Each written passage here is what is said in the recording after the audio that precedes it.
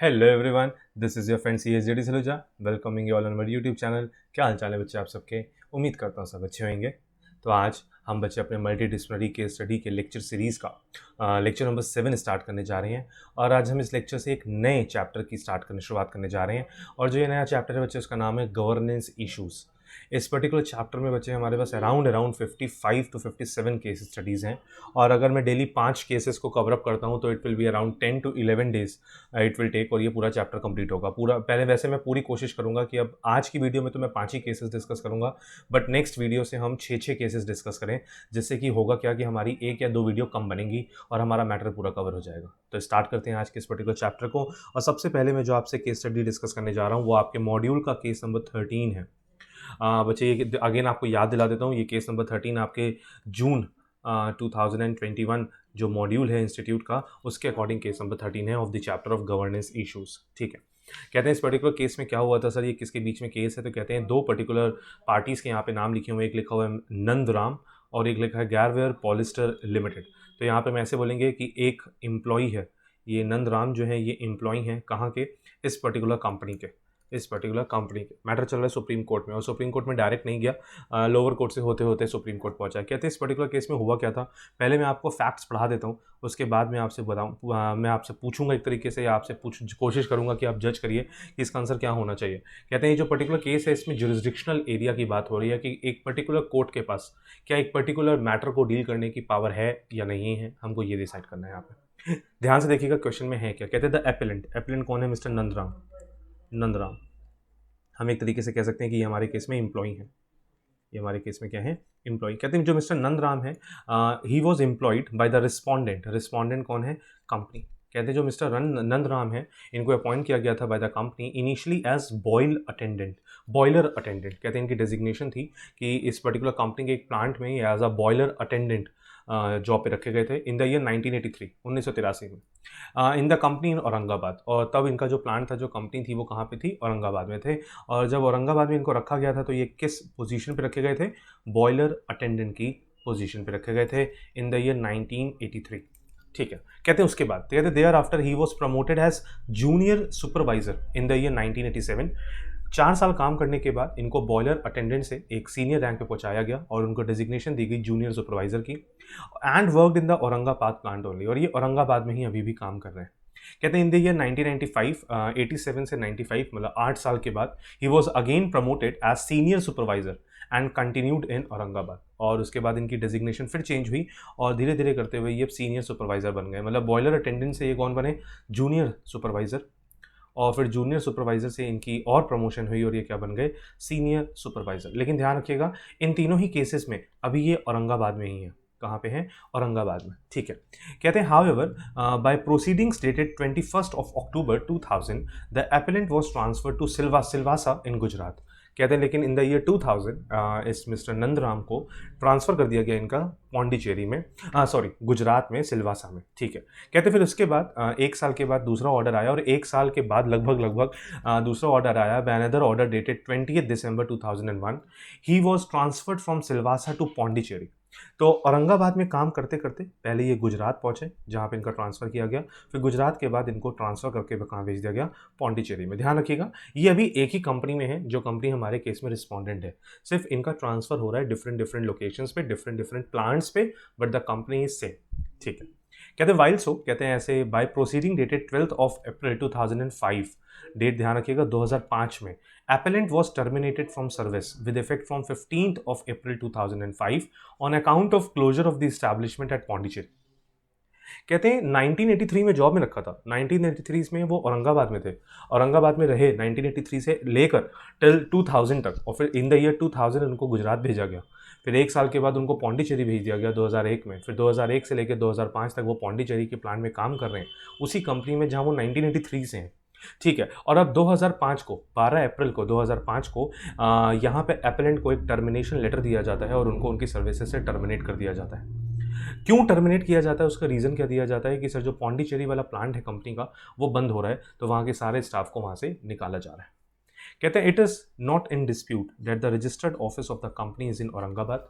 कहते हैं इसमें कोई डाउट ही नहीं है, इसमें तो कोई डिस्प्यूट ही नहीं है कि जो कंपनी जिसका पौंडीचेरी में प्लांट है वो कंपनी औरंगाबाद में ही रजिस्टर्ड है। And the decision to close the establishment in Pondicherry was also taken by the company at Aurangabad. और पौंडीचेरी के प्लांट को रन करना है या नहीं करना है, ये भी डिसीजन कहाँ पे लिया गया? औरंगाबाद के रजिस्टर्ड ऑफिस में। बट ऑब्वियसली बात है कि बोर्ड ऑफ डायरेक्टर्स ने डिसीजन लिया होगा, और बोर्ड ऑफ डायरेक्टर्स की जो सिटिंग हुई वो कहाँ पे हो रही है? औरंगाबाद। ठीक है। कहते हैं अब जो मिस्टर नंदराम है वो कहते हैं यार मैं 1983 से काम कर रहा हूँ, कंपनी तो मेरी औरंगाबाद की है ना, तो कंपनी की रिस्पॉन्सिबिलिटी बनती है कि अगर उनका पौंडीचेरी का प्लांट बंद हो गया तो मेरे को कहीं और प्लांट पे शिफ्ट करे, मेरे को जॉब से थोड़ी ना निकाल सकते हैं, टर्मिनेट कैसे कर सकते हैं। कहते हैं aggrieved by the termination appellant moved the labour court at Aurangabad in the year 2005। अब मिस्टर नंदराम इस टर्मिनेशन से सेटिस्फाइड नहीं है, इसलिए उन्होंने लेबर कोर्ट में एप्लीकेशन लगाई, सूट फाइल किया इन the year 2005। Despite the objections taken by the respondent, the labour court lacked jurisdiction, the court held in favour of the complainant. कहते हैं despite the objection taken by respondent at the labour court lacked jurisdiction. इस line का मतलब बहुत जरूरी है समझना आपके लिए, क्योंकि यही इस पर्टिकुलर केस का मेन फैक्ट है। कहते हैं जब लेबर कोर्ट औरंगाबाद में मिस्टर नंदराम ने सबसे पहले सूट फाइल किया, तो उस टाइम पर जो कंपनी थी जिसके अगेंस्ट सूट फाइल हुआ, उन्होंने ये बोला कि लेबर कोर्ट आपकी तो जुरिस्डिक्शन में ये मैटर आता ही नहीं, क्योंकि लेबर कोर्ट औरंगाबाद इस पर्टिकुलर मैटर को डील नहीं कर सकती, ऐसा कंपनी का कहना था। कंपनी कहती थी सर टर्मिनेशन हुई है पौंडीचेरी में, तो पौंडीचेरी की लेबर कोर्ट इस मैटर को डील करे, पौंडीचेरी की लेबर कोर्ट के पास प्रॉपर जुरिस्डिक्शन है इस मैटर को डील करने की। औरंगाबाद आपके यहाँ तो कोई कॉज ऑफ एक्शन अराइज हुआ ही नहीं, तो आप इस मैटर को डील नहीं कर सकते। लेकिन लेबर कोर्ट ने रिस्पोंडेंट की बात को बिल्कुल इग्नोर किया, उसको बिल्कुल नहीं सुना, उसको उस चीज़ को एक्सेप्ट ही नहीं किया गया, और यहाँ पे ये बोला गया, लेबर कोर्ट औरंगाबाद ने बोला कि नहीं हमारे पास इस पर्टिकुलर मैटर को डील करने की पावर है, और उन्होंने डिसीजन लिया, और उन्होंने डिसीजन किसके फेवर में सुनाया? इन फेवर ऑफ कंप्लेनेंट, मतलब मिस्टर नंदराम के फेवर में डिसीजन आ गया। ठीक है, चलो अब आगे बढ़ते हैं। क्या लिखा? अग्रीव्ड। अब क्योंकि कंपनी के अगेंस्ट डिसीजन आया, और कंपनी तो ये कह रही थी कि औरंगाबाद लेबर कोर्ट के पास तो जुरिस्डिक्शन ही नहीं है इस पर्टिकुलर मैटर को डील करने की, तभी कहते हैं the respondent company took up the matter before the industrial court. तो मैटर लेबर कोर्ट से आ गया industrial court at Aurangabad in revision, और मैटर को जो ये डिसीजन लिया गया था by the labour court Aurangabad, उस डिसीजन को रिवाइज करने के लिए रिस्पोंडेंट कंपनी ने फिर से एप्लीकेशन लगाई। कहते थे industrial court at Aurangabad wide order dated 4th of July 2009 set aside the order passed by the labor court and dismissed the complaint of the appellant, holding that the labor court at Aurangabad did not have territorial jurisdiction to entertain the complaint of the appellant since the termination took place at Pondicherry। Again इस line को mark करिएगा। Industrial court Aurangabad ने अपना एक order सुनाया, और उन्होंने labour court के ऑर्डर को सेट असाइड कर दिया। सेट असाइड का मतलब किनारे कर दिया, और उन्होंने बोला कि नहीं लेबर कोर्ट से गलती हुई है, जो लेबर कोर्ट औरंगाबाद है उसके पास तो मैटर डील करने की पावर ही नहीं है, ये तो उसके जुरिस्डिक्शन का मैटर ही नहीं, ये मैटर तो डील होना चाहिए था कहाँ पे? पौंडीचेरी में, क्योंकि टर्मिनेशन कहाँ पे हुई है? पौंडीचेरी में। ठीक है। Now the appellant move the high court of judicature of Bombay at Aurangabad in 2009 by filing writ petition. अब नंदराम इस डिसीजन से सेटिस्फाइड नहीं है, क्यों? क्योंकि इंडस्ट्रियल कोर्ट ने तो लेबर कोर्ट के डिसीजन को सेटिसाइड कर दिया है। अब मिस्टर नंदराम हाई कोर्ट पहुंच गए, एक रिट पिटीशन फाइल की है, और हाई कोर्ट जो है वो मुंबई की है, क्योंकि औरंगाबाद महाराष्ट्र की एक सिटी है, और वहां पर बॉम्बे हाई कोर्ट की जुरिस्डिक्शन लगती है। कहते the high court by judgment dated 7th of, again अगर हम यहाँ पे बात करें 7th of June 2011 affirmed the view taken by the industrial court and held that the situs of employment of the appellant being Pondicherry, the labor court at Aurangabad did not have territorial jurisdiction to go into the complaint filed by the appellant। High court ने भी ये माना कि industrial court ने जो decision लिया वो बिल्कुल ठीक लिया है। क्यों? क्योंकि लेबर कोर्ट ऑफ औरंगाबाद के पास ये पर्टिकुलर पावर नहीं है इस पर्टिकुलर मैटर को डील करने की, क्योंकि जॉब से निकाला गया है पौंडीचेरी में, प्लांट बंद हुआ है पौंडीचेरी में, जिस टाइम एम्प्लॉय को जॉब से निकाला गया था वो पौंडीचेरी में था, तो सारे कॉज ऑफ एक्शन पौंडीचेरी में है, तो ये मैटर भी कहाँ डील होना चाहिए? पौंडीचेरी में। thus aggrieved the appellant is before this court। और हाई कोर्ट के इस डिसीजन से भी सेटिस्फाइड नहीं है मिस्टर नंदराम, इस वजह से अब वो यहाँ पर सुप्रीम कोर्ट में आ गए हैं। तो कुल मिला के अगर हम एक जर्नी देखें मिस्टर नंदराम की, तो बहुत लंबी चली आ रही है, और हम ऐसे बोलेंगे कि पहले मैटर गया लेबर कोर्ट औरंगाबाद में, मैं शॉर्ट में लिख देता हूँ औरंगाबाद को ए, लेबर कोर्ट औरंगाबाद में पहले मैटर गया, फिर उसके बाद इंडस्ट्रियल कोर्ट में रिवीजन एप्लीकेशन लगाई गई, और ये मैटर भी कहाँ चल रहा है? औरंगाबाद में। फिर उसके बाद हम हाई कोर्ट पहुँचे कहाँ के? Bombay high court. फिर उसके बाद अब हम सुप्रीम कोर्ट आ गए। अच्छा ध्यान से सुनिएगा, जो लेबर कोर्ट थी उन्होंने किसके फेवर में डिसीजन सुनाया था? कहते हैं लेबर कोर्ट ने तो नंदराम के फेवर में डिसीजन सुनाया था। और लेबर कोर्ट ने बोला था yes we are having the jurisdiction to deal this particular matter. Industrial court ने लेबर कोर्ट के मैटर को डिसीजन को सेट असाइड कर दिया और उन्होंने बोला कि नहीं, आपके पास पावर नहीं है लेबर कोर्ट औरंगाबाद, आप इस मैटर को डील नहीं कर सकते। हाई कोर्ट ने भी यही बोला कि इंडस्ट्रियल कोर्ट का डिसीजन बिल्कुल ठीक है, लेबर कोर्ट औरंगाबाद के पास इस पर्टिकुलर मैटर को डील करने की पावर नहीं है। लेकिन सुप्रीम कोर्ट कहती है सबने गड़बड़ की है, हाई कोर्ट ने भी गलती की है, इंडस्ट्रियल कोर्ट ने भी गलती की है, बल्कि सिर्फ लेबर कोर्ट ऑफ औरंगाबाद ही एक ऐसी लोअर कोर्ट थी जिन्होंने बिल्कुल सही मैटर को डील किया है। और सुप्रीम कोर्ट यहाँ पे कहती है कि नहीं, लेबर कोर्ट औरंगाबाद के पास जुरिस्डिक्शन है इस पर्टिकुलर मैटर को डील करने की। अब आपसे यहाँ पे इस पर्टिकुलर रीज़न के साथ यहाँ पे आपको जस्टिफिकेशन दी गई है कि ऐसा क्यों बोला सुप्रीम कोर्ट ने। और अगर हम देखें तो कॉज ऑफ एक्शन यहाँ सुप्रीम कोर्ट कहती है कि नो डाउट जिस पर्टिकुलर एम्प्लॉय को जॉब से निकाला गया है वो पौंडीचेरी में था, तो पौंडीचेरी की लेबर कोर्ट के पास तो जुरिस्डिक्शन है इस मैटर को डील करने की, लेकिन डिसीजन सारे लिए गए हैं औरंगाबाद में। पौंडीचेरी के प्लांट को बंद करने का डिसीजन लिया गया औरंगाबाद में। जो प्लांट है उसकी जो कंपनी है वो कंपनी है उसका रजिस्टर्ड ऑफिस है औरंगाबाद में। जॉब में रखा भी इस पर्टिकुलर एम्प्लॉय को कहाँ गया था? औरंगाबाद में। तो कहीं ना कहीं औरंगाबाद में भी कॉज ऑफ एक्शन राइज हुआ है, क्योंकि डिसीजन औरंगाबाद से लिया गया, इस वजह से औरंगाबाद की लेबर कोर्ट के पास भी इस पर्टिकुलर मैटर को डील करने की जुरिस्डिक्शन है। ये सुप्रीम कोर्ट ने कहते हुए बोला कि लेबर कोर्ट जो औरंगाबाद थी उसने बिल्कुल सही डिसीजन लिया था, उसके पास जुरिस्डिक्शन थी। तभी देखो लिखा है in the background of the factual matrix, कहते हैं हम सारे फैक्ट्स को कंसीडर करने के बाद the undisputed position is that the appellant was employed by the company in Aurangabad.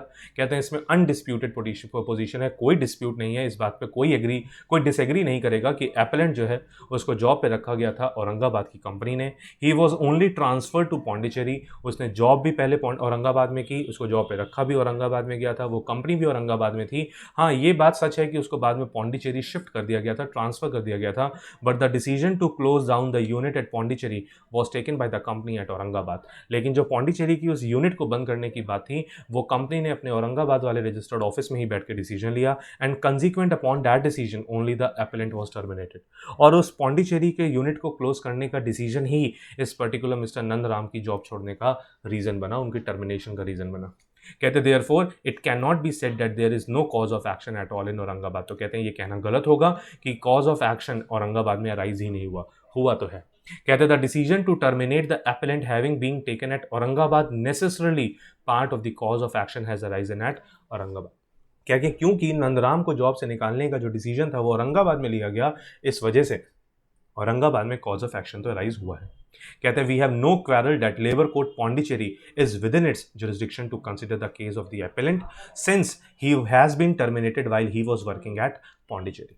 कहते हैं इस बात में वी हैव नो क्वेरल, कहते हैं इस बात में कोई शक नहीं है, कोई लड़ाई नहीं है, इस बात में कोई डाउट ही नहीं है कि लेबर कोर्ट जो पौंडीचेरी है उसके पास तो जुरिस्डिक्शन थी इस पर्टिकुलर मैटर को डील करने की। क्यों? क्योंकि मिस्टर नंदराम को पौंडीचेरी में टर्मिनेट किया गया था। लेकिन but that does not mean, लेकिन इसका मतलब ये नहीं है that labor court in Aurangabad within whose jurisdiction the management is situated and where the management has taken the decision to close down the unit at Pondicherry and pursuant to which the appellant was terminated was also from service also does not have the jurisdiction। लेकिन ये कहना गलत होगा कि पौंडीचेरी की labour court के पास jurisdiction है तो औरंगाबाद की लेबर कोर्ट के पास जुरिस्डिक्शन नहीं है, दोनों के पास है। लेबर कोर्ट पौंडीचेरी में ये मैटर जाता तो भी ठीक था, लेबर कोर्ट औरंगाबाद में आया तो भी ठीक था। जस्टिफिकेशन आपके सामने सुप्रीम कोर्ट ने क्लियर कर दे दी है, क्योंकि जो मैनेजमेंट है वो कहाँ सिचुएटेड है और मैनेजमेंट ने अपना डिसीजन भी कहाँ पे लिया हुआ है सर? लिया है औरंगाबाद में, यूनिट भले ही पौंडीचेरी में थी।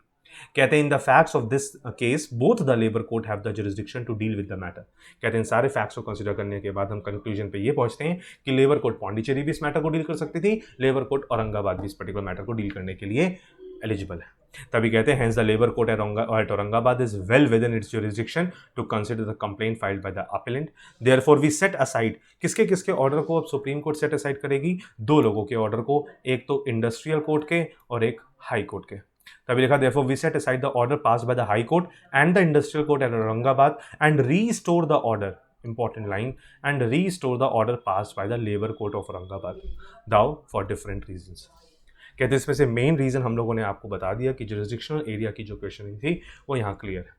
तो रीस्टोर किया गया किसके ऑर्डर को? Labour court of Aurangabad. मतलब समझ लीजिए लेबर कोर्ट और औरंगाबाद में जो जजेस बैठे हुए थे वो कितने सही थे, कितने सेंसिबली उन्होंने मैटर को डील किया। बल्कि इंडस्ट्रियल कोर्ट जो उसकी अपर कोर्ट थी वो भी ढंग से डील नहीं कर पाई, हाई कोर्ट भी इस पर्टिकुलर मैटर को ढंग से डील नहीं कर पाए। कहते हैं the labour court shell consider the complaint on merits and pass final orders with in 6 months from today. तो इस बात पे तो कोई शक नहीं है कि लेबर कोर्ट औरंगाबाद के पास जुरिस्डिक्शन है। और क्योंकि अभी पूरी तरीके से फाइनली मैटर डिसाइड हुआ नहीं है, ये नहीं पता कि नंदराम को टर्मिनेशन सही है या गलत है, या उसको कंपनसेशन मिलना चाहिए या वेजेस मिलनी चाहिए या ये नहीं, इन सब चीज़ों के लिए supreme court labour court Aurangabad को ही डायरेक्शंस देती है कि वो आने वाले 6 महीने के अंदर अंदर इस पर्टिकुलर मैटर को पूरी तरीके से डिस्पोज ऑफ करे। The parties are directed to appear before the labour court on 8 March 2016। और दोनों पार्टीज को बोला गया कि आप लेबर कोर्ट औरंगाबाद में अपीयर होइएगा फर्दर हियरिंग के लिए। तो this was the decision, this was the case based on the jurisdiction of a particular court. और तभी देखिए ऊपर ब्रीफ फैक्ट्स में क्या लिखा है कि मैटर है इंडस्ट्रियल डिस्प्यूट एक्ट 1954 का। ध्यान से मार्क करिएगा। Company having registered office at Aurangabad, company का रजिस्टर्ड ऑफिस कहाँ था? औरंगाबाद में। वर्कमैन अपॉइंटेड इन औरंगाबाद, जो मिस्टर नंदराम थे उनको अपॉइंट भी औरंगाबाद में किया गया था, लेकिन बाद में उनका ट्रांसफर हो गया था पौंडीचेरी में। पौंडीचेरी इस्टेब्लिशमेंट क्लोज्ड, और औरंगाबाद में बैठे डायरेक्टर्स ने डिसीजन लिया कि पौंडीचेरी की यूनिट को हम क्लोज करने जा रहे हैं। वर्कमैन वॉज टर्मिनेटेड, जो मिस्टर नंदराम थे उनको जॉब से निकाल दिया गया। Now mister Nandram raise dispute and filed complaint at Aurangabad. लेकिन जो वर्कमैन मिस्टर नंदराम थे उन्होंने औरंगाबाद में एप्लीकेशन लगाई, लेबर कोर्ट औरंगाबाद में दरवाजा खटखटाया, बट इंडस्ट्रियल कोर्ट और हाई कोर्ट ने rejected on the ground of lack of jurisdiction. लेकिन इंडस्ट्रियल कोर्ट ने इस पर्टिकुलर मैटर को डील करने से मना कर दिया। हाई कोर्ट ने भी ये बोला कि इंडस्ट्रियल कोर्ट ने बिल्कुल ठीक किया क्योंकि लेबर कोर्ट ऑफ औरंगाबाद के पास जुरिस्डिक्शन नहीं है। Whether correct held no. Supreme court ने बोला लेकिन नहीं, ये गलत है। जो लेबर कोर्ट है औरंगाबाद की उसके पास बिल्कुल बिल्कुल बिल्कुल राइट है इस पर्टिकुलर मैटर को डील करने का, क्योंकि उसकी जुरिस्डिक्शन में ये पर्टिकुलर मैटर आता है। ठीक है। Now coming upon next case, case number 14। कहते हैं ये जो पर्टिकुलर केस है अगेन एक इंपॉर्टेंट केस है, और यहाँ पे दो पार्टीज बीच में इन्वॉल्व हुई। जो मेन है, एक लिखा है Jaya Biswal and others with branch manager of IFFCO Tokyo general insurance company limited and others. तो हम यहाँ पे ऐसे बोलेंगे कि एक पर्टिकुलर पर्सन है, जो कि हम ऐसे बोल देंगे कि एक एम्प्लॉई है। कौन है? एम्प्लॉय। और यहाँ पे हम बोलेंगे कि एक इंश्योरेंस कंपनी है। और इस केस में हुआ क्या? इस केस में ये हुआ कि एक एम्प्लॉय है एक पर्टिकुलर कंपनी का, और उनका एक्सीडेंट हो जाता है during the course of his business activity. वो जॉब कर रहे हैं, वो एक ट्रक ड्राइवर हैं, और उस ट्रक का एक्सीडेंट हो जाता है जिसकी वजह से एम्प्लॉय की डेथ हो जाती है, ट्रक ड्राइवर की डेथ हो जाती है। और ट्रक ड्राइवर के बिहाफ में उसकी फैमिली कंपनसेशन रिसीव करती है फ्रॉम द इंश्योरेंस कंपनी। तो जो लोअर कोर्ट होती है वो इंश्योरेंस कंपनी को डायरेक्शंस इशू करती हैं कि आप 10 लाख रुपए का एक कंपनसेशन अमाउंट देंगे टू द एम्प्लॉय। लेकिन जो इंश्योरेंस कंपनी है वो इस डिसीजन से सेटिस्फाइड नहीं है, वो अपर कोर्ट में अपील करती है।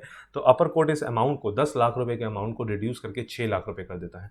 सुप्रीम कोर्ट में ये पर्टिकुलर मैटर जाता है, तो सुप्रीम कोर्ट कहती है नहीं, ये गलत हुआ। इंश्योरेंस कंपनी को वापस से ऑर्डर दिया जाता है कि 6 लाख रुपए नहीं बल्कि 10 लाख रुपए का ही कंपनसेशन दिया जाए।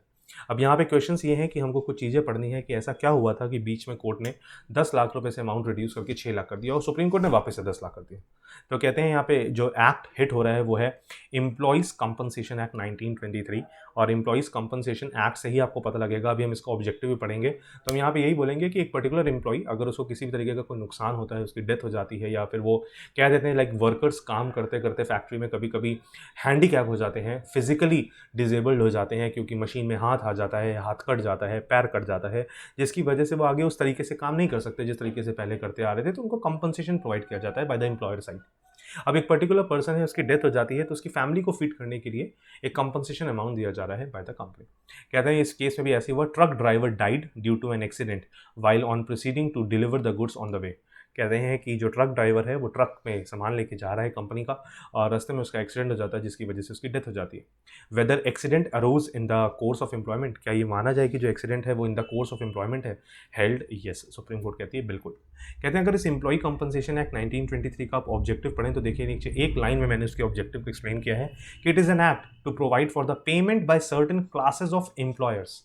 पेमेंट कौन कर रहा है? By employer to their employees of compensation for injury by accident. कहते हैं ये पर्टिकुलर एक्ट जो है, वो पर्टिकुलर एक्ट जो बात करता है वो इस बारे में बात करता है कि एक एम्प्लॉयर अपने वर्कर को, अपने एम्प्लॉय को कंपनसेशन देगा, एक रिक्वायर्ड सम ऑफ अमाउंट देगा। कब देगा? अगर उस एम्प्लॉय को, उस एम्प्लॉयर के काम करते हुए during the course of employment किसी भी तरीके की इंजरी होती है बाय एक्सीडेंट। ठीक, कहते हैं इस पर्टिकुलर केस के हम लोग ब्रीफ फैक्ट्स पहले पढ़ेंगे, फिर उसके बाद बिल्कुल डिटेल में इसके रीजन को असरटेन करेंगे। कहते मैटर क्या हुआ था, कहते the present appeal arises out of the impugned judgment. और इम्प्यून्ड जजमेंट का हम लोग को मतलब पता है, इम्प्यून्ड ऑर्डर का मतलब मैंने आपको पहले भी बताया था कि आप जिस डिसीजन से सेटिस्फाइड नहीं होते उसको हम इम्प्यून्ड ऑर्डर बोल देते हैं। लाइक अगर लोअर कोर्ट के डिसीजन से आप सेटिस्फाइड नहीं हो, आप अपर कोर्ट में अपील करते हो, तो अपर कोर्ट में बोला जाएगा कि लोअर कोर्ट का इम्प्यून्ड ऑर्डर। इम्प्यून्ड वर्ड इसलिए यूज हो रहा है क्योंकि अब उस पर अपर कोर्ट डिस्कशन करने जा रही है, ठीक है। इसीलिए मैंने आगे इम्प्यून जजमेंट को आगे एक्सप्लेन भी कर दिया, आप पढ़ सकते हैं। देखा द प्रेजेंट अपील, ध्यान रखिएगा इस पर्टिकुलर केस में अपेलेंट कौन है, जिया बिस्वाल। और अब रिस्पोंडेंट पार्टी कौन है, इंश्योरेंस कंपनी। देख लीजिए वापस से, ऊपर लिखा है जिया बिस्वाल एंड अदर्स और नीचे लिखा है branch manager of IFFCO Tokyo general insurance company, ठीक है। कहते हैं इस पर्टिकुलर मैटर में क्या हुआ, the present appeal arises out of the impugn judgment and order dated 13th of August 2014 passed by the high court of Orissa at Cuttack. कहते हैं जो ये पर्टिकुलर अपील लगाई जा रही है सुप्रीम कोर्ट में, वो इसलिए लगाई जा रही है क्योंकि जया बिस्वाल, कौन है जया बिस्वाल अभी देखेंगे, रिश्तेदार हैं किसके, इंप्लॉइज के, ठीक है ना, जया बिस्वाल एंड अदर्स लिखा हुआ है ना, ठीक है।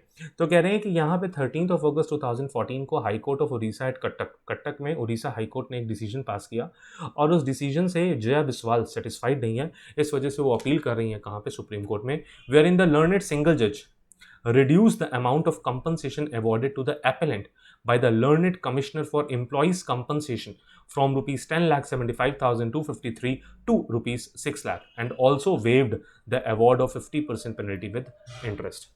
कहते हैं यहाँ पे क्या हुआ, कहते हैं यहाँ पे अपील इसलिए फाइल की जा रही है क्योंकि पहले स्टार्टिंग में कमिश्नर फॉर एम्प्लॉइज कंपनसेशन, कहते हैं जो कंसर्न्ड ऑफिसर हैं इस एम्प्लॉय कंपनसेशन एक्ट में, उन्होंने 10,75,253 रुपए 10,75,253 का कंपनसेशन देने की बात कही थी, लेकिन फिर उससे सेटिस्फाइड नहीं थी कंपनी और फिर कंपनी ने हाई कोर्ट में अपील की और हाई कोर्ट ने इस पर्टिकुलर अमाउंट को रिड्यूस कर दिया, ठीक है। अब इस पर्टिकुलर अमाउंट तो रिड्यूस किया ही किया, साथ ही साथ जो पेनल्टी थी विद इंटरेस्ट उसको भी 50% वेव ऑफ कर दिया। अपेलेंट यहाँ पे कहते हैं सर हमारे साथ गलत हो रहा है, इंश्योरेंस कंपनी को बोलिए कि ये जो 10 लाख रुपए का अमाउंट था हमको यही पे करें, ठीक है। कहते देखते हैं फैक्ट्स में ऐसा क्या था कि अमाउंट रिड्यूस करने की कोशिश की गई। कहते हैं the elder son of appellant number 1 and 2 worked as a truck driver with one Bikram Keshari Patnaik, that is respondent number 2 here.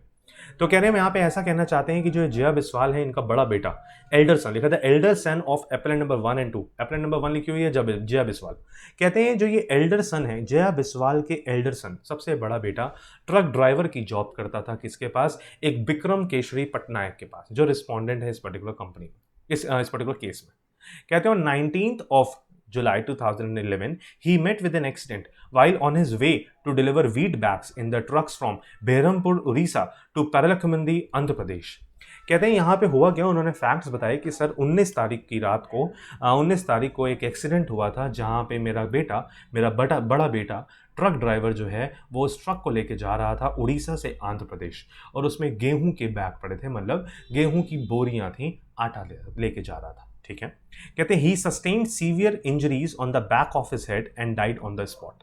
फिर जया बिस्वाल कहती हैं कि उनके बेटे को उस एक्सीडेंट में बहुत सीरियस इंजरीज हुई और उनके हेड पे, मतलब सिर के पीछे बहुत चोटें लगी, जिसकी वजह से उनकी ऑन द स्पॉट ही डेथ हो गई, ठीक है। कहते हैं the appellant filed employees compensation petition before the commissioner. और यहाँ पे अपेलेंट ने क्या किया, मतलब जया बिस्वाल और बाकी अपेलेंट्स ने मिलकर एप्लीकेशन लगाई before employees compensation officer and who allowed a compensation of rupees 10,75,253। और उन्होंने 10,75,000 रुपए का कंपनसेशन अनाउंस किया कि इंश्योरेंस कंपनी एंड कंपनी, जो ये जिस पर्टिकुलर कंपनी, ये बिक्रम सिंह जहाँ पे ट्रक ड्राइवर काम करते थे, ये कंपनसेशन देंगे 10 लाख रुपए इस पर्टिकुलर फैमिली को, ठीक है। कहते हैं एग्रीव्ड बाय द सेम, कहते हैं इस पर्टिकुलर डिसीजन से इंश्योरेंस कंपनी सेटिस्फाइड नहीं थी, इसलिए insurance company filed an appeal under section 30 of EC act, employ compensation act, before the high court of Orissa at Cuttack. और इस डिसीजन से सेटिस्फाइड ना होने की वजह से इंश्योरेंस कंपनी ने अपील फाइल की। The learned single judge allowed the appeal and set aside the award passed by the learned commissioner and reduced the compensation to rupees 6 lakh।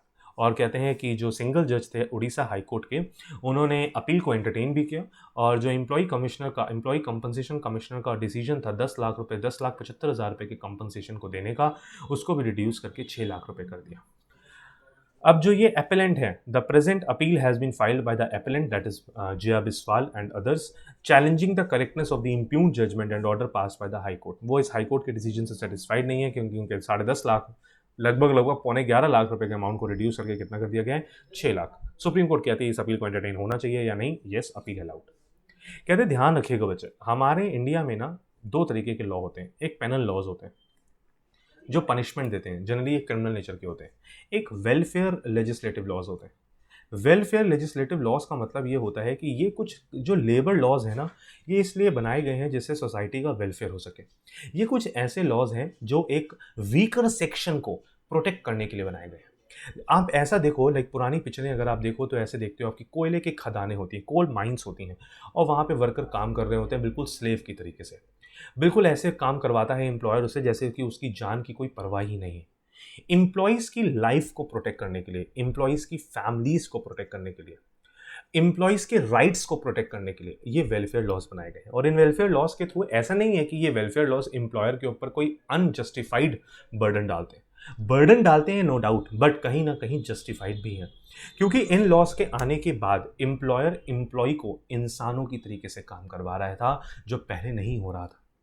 In laws के आने के बाद एम्प्लॉयर का एक perception change हुआ towards the worker, क्योंकि जो worker है वो स्किल्ड भी हो सकता है और अनस्किल्ड भी हो सकता है, और अनस्किल्ड सेमी स्किल्ड वर्कर को बहुत ज़्यादा स्लेवरी की तरीके से काम करवाया जा रहा था, जिसकी वजह से ये पर्टिकुलर लॉज आने बहुत जरूरी थे। और इन पर्टिकुलर लॉज का ऑब्जेक्ट भी हमको क्लियर है, ठीक है। कहते हैं वी हैव हर्ड, ना सुप्रीम कोर्ट क्या कहती है, we have heard the learned counsel appearing on behalf of both the parties. Supreme court कहती है हम दोनों ही पार्टीज के बिहाफ पे जो एडवोकेट्स लर्नेड काउंसिल हैं हमने उनकी बात को सुना।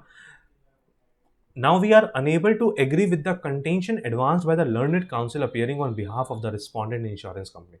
लेकिन पहली ही लाइन में सुप्रीम कोर्ट कहती है we are unable to agree. कहते हैं लेकिन जो कंटेंशन इंश्योरेंस कंपनी के बिहाफ पे उनके एडवोकेट ने प्रेजेंट किए हैं हम उनसे एग्री नहीं करते।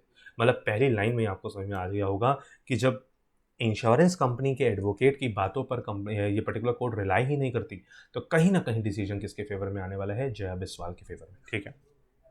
कहते थे employ compensation act is a welfare legislation, mark करिएगा, it is enacted to secure compensation to the poor workman who suffer from injuries at their place of work. कहते हैं इस पर्टिकुलर एक्ट का मेन पर्पस जानिए। कहते हैं इस particular act का मेन पर्पस ही यही है कि जो पुअर वर्कर्स को अगर किसी भी तरीके की इंजरी होती है एम्प्लॉयर की जगह पर, एम्प्लॉयर का काम करते हुए, तो इन दैट सिचुएशन वहां पर उसको कंपनसेशन मिलना चाहिए।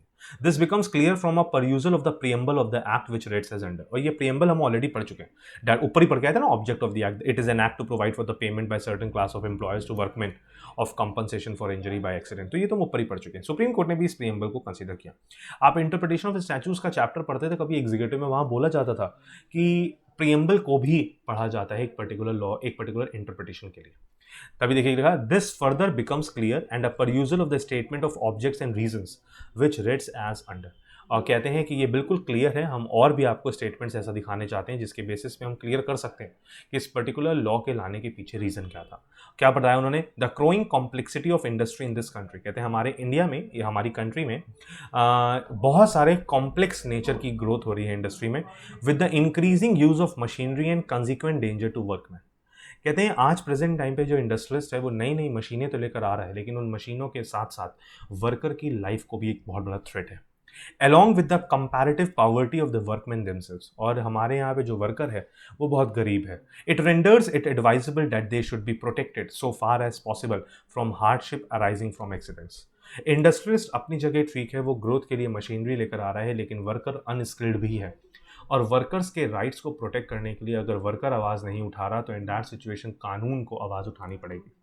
कानून इस तरीके से फ्रेम कर दिया जाए कि वर्कर्स को प्रोटेक्शन मिले, ठीक है। कहते हैं additional advantage of legislation of this type is that by increasing the importance for the employer of adequate safety devices, ध्यान से सुनिएगा, an additional advantage of legislation of this type, कहते हैं ऐसे लॉ बनने के बाद, ऐसे कानून बनने के बाद, ये फैक्ट्रीज एक्ट बनने के बाद, इंडस्ट्रियल डिस्प्यूट एक्ट बनने के बाद, मैटरनिटी रिलीफ एक्ट बनने के बाद, एम्प्लॉय कंपनसेशन एक्ट बनने के बाद, इक्वल रेम्यूनरेशन के बाद, payment of wages act, gratuity act, provident fund act, कहते हैं जितने भी लेबर लॉज हैं इन सब के बनने के बाद एक चीज हुई है, क्या, ध्यान से फिर से पढ़िए, an additional advantage of legislation of this type is that by increasing the importance for the employer of adequate safety devices. कहते हैं क्योंकि अब एम्प्लॉयर को पता है कि एम्प्लॉय की अगर हमारे यहाँ काम करते हुए किसी भी तरीके की इंजरी होती है तो एम्प्लॉयर को कंपनसेशन देना होगा। इसलिए आज प्रेजेंट टाइम पे एम्प्लॉयर भी ऐसे डिवाइसेस लेकर आता है, ऐसी मशीनरीज इंस्टॉल करवाता है जो सेफ है, जो किसी की लाइफ को नुकसान ना पहुंचाए। It reduces the number of accidents to workmen in a manner that cannot be achieved by official inspection। कहते हैं इस लॉ के आने, इन लॉज के आने के बाद एम्प्लॉयर खुद एम्प्लॉय की जान बचाने की कोशिश करता है जो इन लॉज के बिना काम नहीं कर पाते।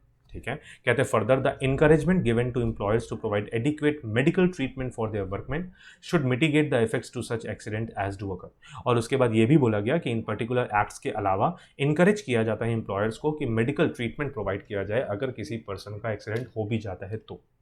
The benefits so conferred on the workman added to the increased sense of security which he will enjoy should render industrial life more attractive and thus increase the available supply of labor। और कहते हैं इन सारे points का ना बहुत बड़ा impact पड़ता है हमारी इकोनॉमी पर भी, क्योंकि हम ऐसे नहीं कह सकते कि हम पढ़े लिखे लोगों से ही काम करवाएंगे, हमारे पास लेबर वर्कर होनी बहुत ज़रूरी है। इंडिया में लेबर की कमी नहीं है, लेकिन फिर भी लेबर इंडस्ट्री की तरफ तभी अट्रैक्ट होगा जब उसको पता लगे कि हाँ कुछ ऐसे कानून बने हैं जो उनके राइट्स को प्रोटेक्ट करते हैं। इसीलिए बोला गया कि वर्कमैन के लिए, जो वर्कर्स के लिए ये पर्टिकुलर लॉज बनाए गए हैं, ये एक सेंस ऑफ सिक्योरिटी लेकर आते हैं टूवर्ड्स एम्प्लॉयज़, टूवर्ड्स वर्कर्स, और उनको इंडस्ट्रियल लाइफ, एक सुकून वाली लाइफ दिखने लग जाती है, क्योंकि उनको पता है कि कहीं ना कहीं कानून हमारी बात सुन रहा है, हमारे रिगार्डिंग उन्होंने लॉ बनाया हुआ है, जिसकी वजह से जो सप्लाई ऑफ लेबर है वो एक मेंटेन्ड लेवल पे चलती रहती है। ठीक है, at the same time a corresponding increase in the efficiency of the average workman में बी एक्सपेक्टेड। और क्योंकि जब खुशी खुशी एक लेबर काम करेगी तो उसकी एफिशिएंसी भी इंप्रूव होगी। कहते हैं thus the employee compensation act is a social welfare legislation meant to benefit the workers and their dependents in case of death of workmen due to accident caused during and in the course of employment should be construed as such। और इन सब चीज़ों को पढ़ने के बाद हमको employ compensation act का main purpose समझ में आता है कि अगर ये जो पर्टिकुलर एक्ट है ये वर्कर्स के बेनिफिट के लिए बनाया गया है, और अगर वर्कर की डेथ हो जाती है एक्सीडेंट हो जाने की वजह से, तो उसकी फैमिली को प्रोटेक्ट करने के लिए बनाया गया है। ठीक है, कहते हैं इन ऑर्डर टू सक्सीड, कहते हैं अगर कोई भी पर्टिकुलर एम्प्लॉय इस पर्टिकुलर एक्ट का बेनिफिट उठाना चाहता है और ये वो चाहता है कि उसको कंपनसेशन मिले ड्यू टू एक्सीडेंट, तो उसको कुछ चीज़ें प्रूव करनी होती हैं। लाइक पहले नंबर पे, in order to succeed it has to be proved by the employee that there was an accident. पहली चीज प्रूव करनी होगी to receive the compensation that accident हुआ हो, the accident had a casual connection with the employment, accident जो है वो during the course of employment होना चाहिए, and the accident must have been suffered in course of employment. और साथ ही साथ इस पर्टिकुलर एक्सीडेंट का एम्प्लॉयर के वर्क के साथ उसका कनेक्शन होना चाहिए। जब तक ये तीन चीज़ें कौन कौन सी, पहली चीज़ एक एक्सीडेंट हो, दूसरी चीज़ जो एक्सीडेंट हो रहा है उसका पूरा कनेक्शन होना चाहिए एम्प्लॉयमेंट के साथ, तीसरी चीज़ in the course of employment, काम करते समय ये इंजरी होनी चाहिए। कहते the learned counsel appearing on behalf of the appellant has also rightly placed reliance on the decision of this court in the case of Mackinnon Mackenzie. कहते हैं जो अपेलेंट, जो जया बिस्वाल के लर्नेड काउंसिल हैं, उन्होंने इस पर्टिकुलर मैटर पे एक पुराने केस को रेफर करते हुए उसके डिसीजन की बात कही। ध्यान से सुनिएगा, ये जो during the course of employment होता है इसका मतलब क्या होता है। लाइक मिस्टर एक्स हैं, कहते हैं मिस्टर एक्स ना 10 से 5 की नौकरी करते हैं, उस टाइम पे इनका एक्सीडेंट नहीं हुआ, 5 बजे फैक्ट्री से निकले, ये 6 बजे अपने घर पहुंच गए। ठीक है, रात में 9 बजे ये ऐसे ही वॉक पे, खाना वाना खाने के बाद, डिनर करने के बाद वॉक कर रहे थे, और पीछे से किसी कार ने आके इनको ठोकर मार दी और इनकी डेथ हो गई मिस्टर एक्स की रात 9 बजे। कहते हैं क्या अब ये रात में 9 बजे डिनर करने के बाद जो मिस्टर एक्स वॉक कर रहे थे, क्या ये during the course of employment इनका एक्सीडेंट हुआ है? नहीं, बिल्कुल नहीं। ऐसे सिचुएशन में इनको कंपनसेशन मिलेगा, बट यहाँ पर इस पर्टिकुलर एक्ट में नहीं मिलेगा, ये एक्ट डिफर कर जाता है। लेकिन हमारे केस में जब हम देखेंगे, जो ट्रक ड्राइवर था वो during the course of employment ही उसकी डेथ हुई है, उसका accident during the course of employment ही हुआ है, इस वजह से उसको एम्प्लॉय कंपनसेशन एक्ट में कंपनसेशन रिसीव करवाया जाएगा। ठीक है, कहते हैं in the facts of the instant case the deceased was on his way to deliver goods during the course of employment when he met with the accident. और अगर हम ध्यान से देखें तो इस केस में भी ऐसे ही हुआ, द डिसीज्ड जो आदमी मरा, he was on his way to deliver goods during the course of employment when he met with the accident। Sir जब उसका एक्सीडेंट हुआ, जब उसकी डेथ हुई, तो वो अपना काम ही कर रहा था।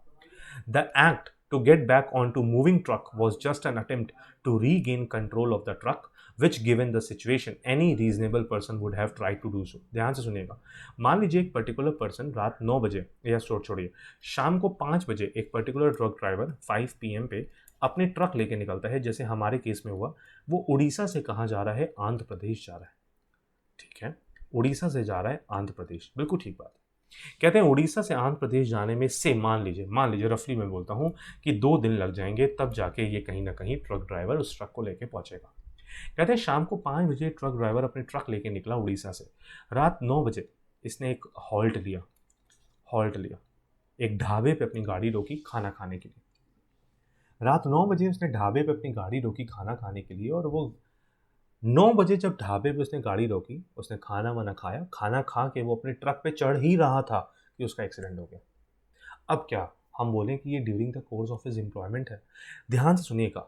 वैसे तो आपको ऐसा लगेगा कि क्योंकि ढाबे पे खड़ा हुआ था, ढाबे से ट्रक पे चढ़ रहा था, बीच में से ट्रक आ गई और उसको उड़ा दिया। ट्रक का एक्सीडेंट हुआ ही नहीं, बल्कि ट्रक ड्राइवर का एक्सीडेंट हुआ। क्या ये during the course of employment माना जाए? कहते हैं यस, बिल्कुल माना जाए। क्यों? क्योंकि शाम को 5 बजे निकला था वो ट्रक लेकर, वो 2 दिन के बाद पहुंचेगा, तो क्या रास्ते में खाना नहीं खाएगा? रास्ते में गाड़ी रोकेगा नहीं, आराम नहीं करेगा? क्या 2 दिन गाड़ी चलती ही रहेगी? तो इसका मतलब 2 दिन तक वो कोर्स ऑफ एम्प्लॉयमेंट का ही पार्ट है।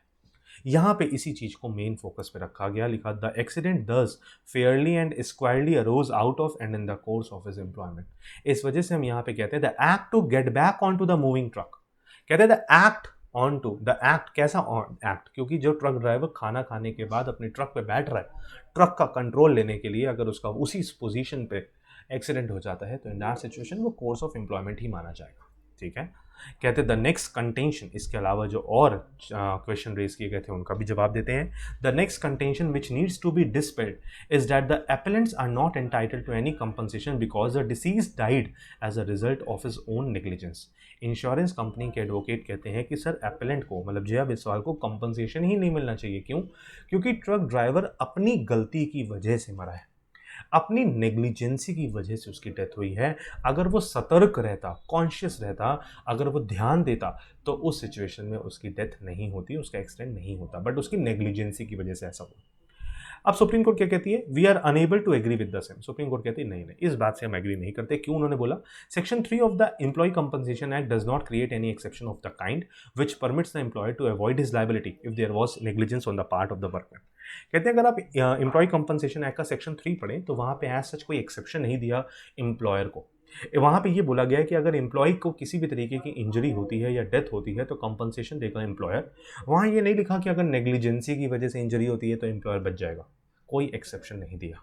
कहते हैं the EC act, employ compensation act, does not envisage a situation where the compensation payable to an injured or deceased workman can be reduced on account of contributory negligence। कहते हैं ये पूरा act कहीं पे भी ये नहीं कहता, कोई भी ऐसी सिचुएशन को डिस्क्राइब नहीं करता कि एक इंजर्ड पर्सन या एक डिसीज्ड पर्सन को कम कंपनसेशन मिले, अगर, या कंपनसेशन मिले ही नहीं अगर उसकी नेग्लिजेंसी की वजह से इंजरी या उसकी डेथ हुई है। ऐसा कहीं नहीं लिखा। कहते हैं therefore it has been held by various high courts that mere negligence does not disentitle a workman to compensation। कहते हैं बहुत सारे हाई कोर्ट्स की जजमेंट्स हैं कि सिर्फ इस वजह से आप वर्कर को कंपनसेशन देने से मना नहीं कर सकते क्योंकि उसकी नेग्लिजेंसी की वजह से इंजरी या उसकी डेथ हुई। कहते हैं while no negligence on part of the deceased has been made out from the facts of the instant case, as he was merely trying his best to stop the truck from moving unmanned, even if there were negligence on his part, it would not disentitle his dependents from claiming compensation under that। कहते हैं कि अगर मान भी लेते हैं, पहली बात तो आप ये प्रूफ नहीं कर पा रहे कि जिस पर्टिकुलर पर्सन का, जिस पर्टिकुलर ट्रक ड्राइवर का एक्सीडेंट हुआ है वो उसकी नेग्लिजेंस की वजह से हुआ है, और अगर उसकी नेग्लिजेंस की वजह से हुआ भी हो तो भी हम उसके डिपेंडेंट फैमिली पर्सनस को उनके राइट से दूर नहीं कर सकते। Thus, what becomes clear from the presiding decision is that the deceased died in an accident which arose in and during the course of the employment। और कहते हैं उस पुराने केस को जिसको आप रेफर करते हुए कह रहे हो, वहाँ पे भी यही डिसीजन लिया गया था कि ये during the course of employment ही एक्सीडेंट हुआ है। इस वजह से in the light of well reasoned and elaborate order of award of compensation, कहते हैं कि पूरी तरीके से justified award compensation employee compensation के कमिश्नर ने दिया था, और the high court could not have reduce the compensation amount by more than half by merely mentioning that in the interest of justice. और हाई कोर्ट का कोई हक नहीं बनता है ऐसा कोई डिसीजन पास करने के लिए जो उनके कंपनसेशन के अमाउंट को आधा कर दे लगभग, क्योंकि 11.5 लाख से सीधे 6 लाख हो गया, तो it's just like half of the total amount. It was upon the high court to explain how exactly depriving the poor appellants who have already lost their elder son of the rightful compensation would serve the end of justice। कहते हैं ये high court को explain करना चाहिए कि किस तरीके से उन्होंने एक तो अमाउंट को, कंपनसेशन के अमाउंट को कम कर दिया, और वो एक किसी, ऑल्दो वैसे तो हम ऐसे बोलते हैं कि सिर्फ पैसे से उनका बेटा वापस नहीं आएगा, बट फिर भी उस पैसे से उनकी फैमिली को फीड करने में हेल्प मिलेगी, सर्वाइवल में हेल्प मिलेगी। तो हाई कोर्ट ने यहाँ पे बिल्कुल गलती की है, हाई कोर्ट ने इस बारे में बिल्कुल सोचा ही नहीं। Since neither of the parties produced any document on record to prove the exact amount of wages being earned by the deceased at the time of accident, to arrive at the amount of the wages, the learned commissioner took into consideration the fact that the deceased was a highly skilled workman and would often be required to undertake long journeys outside the state in the line of duty, especially considering the fact that the vehicle in question had a registered national route permit. कहते हैं क्योंकि कोई भी party बिल्कुल proper wages का proof तो नहीं दे पाई कि कितनी वेजेस वो ट्रक ड्राइवर को देते थे, बट क्योंकि जो ट्रक ड्राइवर था वो एक स्किल्ड ड्राइवर था, क्योंकि उसको ट्रक चलाने की प्रॉपर नॉलेज थी और जो उसका ट्रक था वो उसको नेशनल परमिट मिला हुआ था कि वो ऑल ओवर इंडिया कहीं भी ट्रक लेके जा सकता है। इसका मतलब उसके पास उस ट्रक को चलाने का लाइसेंस भी होगा और कहीं ना कहीं एक पर्टिकुलर पर्सन अगर ट्रक ड्राइवर उस ट्रक को कंट्रोल कर सकता है ऑल ओवर इंडिया ले जाने के लिए तो वो हाईली स्किल्ड पर्सन है, तो इतना कंपनसेशन तो मिलना चाहिए। वैसे कंपनसेशन तो उसकी वेजेस पे डिसाइड होता, बट वेजेस का कोई प्रॉपर प्रूफ नहीं था, इस वजह से उसकी स्किल को देखते हुए ये कंपनसेशन का अमाउंट डिसाइड किया गया। इन व्यू ऑफ द फॉरगोइंग, ये सारी चीज़ों को देखते हुए सुप्रीम कोर्ट कहती है the judgment and the order of high court suffers from gross infirmity as it has been passed not only in accordance ignorance of the decision of this court referred to supra। कहते हैं high court ने जो ये decision लिया वो उसमें पूरी तरीके से हाई कोर्ट पीछे हो गई, गलत साबित हो गई, क्योंकि हाई कोर्ट ने बिना सारे पॉइंट्स को कंसिडर किए हुए सुप्रीम कोर्ट की जजमेंट्स को भी समझा नहीं, उनको भी कंसिडर नहीं किया और एक गलत डिसीजन सुनाया। But also the provisions of EC act, और सिर्फ पुरानी जजमेंट्स को ही नहीं, एम्प्लॉय कंपनसेशन एक्ट के पर्पस को भी नहीं समझा and therefore the same is liable to be set aside and accordingly set aside. कहते हैं इस वजह से सुप्रीम कोर्ट को लगता है कि वो डिसीजन रिवर्स होना चाहिए और इस वजह से उन्होंने उसको रिवर्स कर भी दिया। अपील इज अकॉर्डिंगली अलाउड, इसलिए मिस्टर जो जया बिस्वाल थी उनके अपील को एक्सेप्ट किया गया। The respondent insurance company is directed to deposit the amount within 6 week from today with the employee compensation commission. और इंश्योरेंस कंपनी को बोला गया कि जो हाई कोर्ट का डिसीजन था वो गलत था, आपको 10,75,000 रुपये का ही अमाउंट कंपनसेशन के तौर पे देना पड़ेगा और हम आपको ऑर्डर देते हैं कि आने वाले 6 हफ्तों के अंदर, मतलब 1.5 महीने के अंदर इस पर्टिकुलर अमाउंट को आप कमिश्नर के पास डिपॉजिट कराएं। On such deposit he shall disburse the same to the appellants. और अगर वो एक बार पैसा डिपॉजिट करा देते हैं फिर उसके बाद जया बिस्वाल उनके ऊपर किसी भी तरीके का केस फाइल नहीं कर पाएंगी क्योंकि उनको जस्टिस मिल गई। ठीक है, तो ये था एक डिसीजन सुप्रीम कोर्ट का जो बहुत ही इंपॉर्टेंट और बिल्कुल ठीक डिसीजन था, जो यही होना भी चाहिए था। आइए अगले केस पे आते हैं, केस नंबर 615 को देखते हैं। तो 2 केस हमारे हो गए बच्चे, अब नेक्स्ट 3rd नंबर केस हमारे सामने आ रहा है और ये केस है अगेन किसके बीच में, कहते हैं ESIC वर्सेस AK अब्दुल समाद। तो हम यहाँ पे बोलेंगे कि एक केस है ये कॉरपोरेशन के बीच में और एक पर्टिकुलर पर्सन के बीच में, एक इंडिविजुअल के बीच में कह लेते हैं अभी। ठीक है, कहते हैं ध्यान से देखिएगा क्या हुआ। कहते हैं जो ESIC है इसका मतलब क्या है, लिखा employees state insurance corporation act, और ESIC मतलब एम्प्लॉय स्टेट इंश्योरेंस कॉर्पोरेशन। कहते हैं ये एक्ट का सेक्शन 85 है जो यहाँ पे हिट हो रहा है और प्रोसिक्यूशन एक पर्टिकुलर मैटर कोर्ट के सामने चल रहा है। Punishment of 6 months imprisonment and a fine of ₹5,000। कहते हैं सेक्शन 85 पढ़ेंगे तो वहाँ पे लिखा हुआ है कि अगर कोई भी पर्टिकुलर पर्सन सेक्शन 85 का वायलेशन करता है तो उसको पनिशमेंट मिलेगी। पनिशमेंट कैसी होगी, 2 तरीके की, एक तो 6 महीने की जेल और 5,000 रुपये का फाइन। कहते हैं now question is whether the quantum of the fine could be reduced. अब लॉ में लिखा हुआ है कि मिनिमम फाइन होना चाहिए 5,000 रुपये, तो क्या कोई कोर्ट इस 5,000 के अमाउंट को रिड्यूस कर सकती है? सुप्रीम कोर्ट कहती है हेल्ड नो। अगर आप सेक्शन 85 को पढ़ेंगे तो आपको ज़्यादा बेटर तरीके से क्लियर समझ में आएगा। ऑल्दो अगर आप ESIC मतलब employee state insurance corporation act का सेक्शन 85 पढ़ते हैं तो बहुत बड़ा सेक्शन है, बट उसमें से मैंने कुछ पोर्शन आपको सामने निकाल के रखा हुआ है। कहते जो हमारे लिए रिलेवेंट है, कहते ध्यान से देखिए। कहते पनिशमेंट सेक्शन 85 क्या कहता है, पनिशमेंट फॉर फेलियर टू पे कॉन्ट्रीब्यूशन। कहते हैं जो एम्प्लॉय स्टेट इंश्योरेंस कॉर्पोरेशन है इसमें होता क्या है कि कुछ कॉन्ट्रीब्यूशन अमाउंट पे किया जाता है। एम्प्लॉय की वेजेस से, सैलरी से कुछ अमाउंट डिडक्ट किया जाता है बाय द एम्प्लॉयर और एम्प्लॉयर उस अमाउंट को जमा करा देता है for the retirement benefits of the employee. ठीक है, मतलब कुल मिला के हम ऐसे कह रहे हैं if I am the employee तो मेरी सैलरी से एक सर्टेन पोर्शन काटा जाएगा और काट कर एम्प्लॉयर उस पर्टिकुलर अमाउंट को डिपॉजिट करवा देगा एक पर्टिकुलर अकाउंट में और उस पर्टिकुलर अकाउंट पे प्रॉपर इंटरेस्ट एक्यूमुलेट होता जाएगा और जब मेरी रिटायरमेंट होगी वो मेरे को एक साथ पैसा मिल जाएगा। लेकिन इस केस में हुआ क्या कि एम्प्लॉयर ने पैसा डिडक्ट तो किया बट उसने अकाउंट में डलवाया नहीं, इस वजह से उसको सेक्शन 85 में पनिशमेंट मिल रही है बिकॉज ही फेल्ड टू पे द कॉन्ट्रीब्यूशन। कहते हैं यहाँ पे बहुत सारे रीज़न हो सकते हैं जब जिसकी वजह से सेक्शन 85 हिट होता है, बट हमारे केस में देखिए क्या लिखा हुआ है, if any person fails to pay any contribution which under this act he is liable to pay, यहां तक पड़ेगा। कहते हैं अगर हम यहां पे बात करें तो यहां पे सेक्शन 85 हमारे केस में ये कहता है कि if there is any person who is having the responsibility to pay a particular amount, who is having a responsibility to contribute a particular amount in a particular account, but he fails to do so. अगर कोई particular person है, if any person fails to pay any contribution, वो एक contribution का amount पे नहीं करता, fail हो जाता है अपनी ड्यूटी को परफॉर्म करने में, तो क्या होगा? He will be liable for imprisonment for a term which में एक्सटेंड टू 3 years। कहते हैं फिर उसको इस सिचुएशन में, क्योंकि उसने अपनी रिस्पॉन्सिबिलिटी को नहीं निभाया, इस वजह से उसको जेल हो सकती है कितने टाइम की?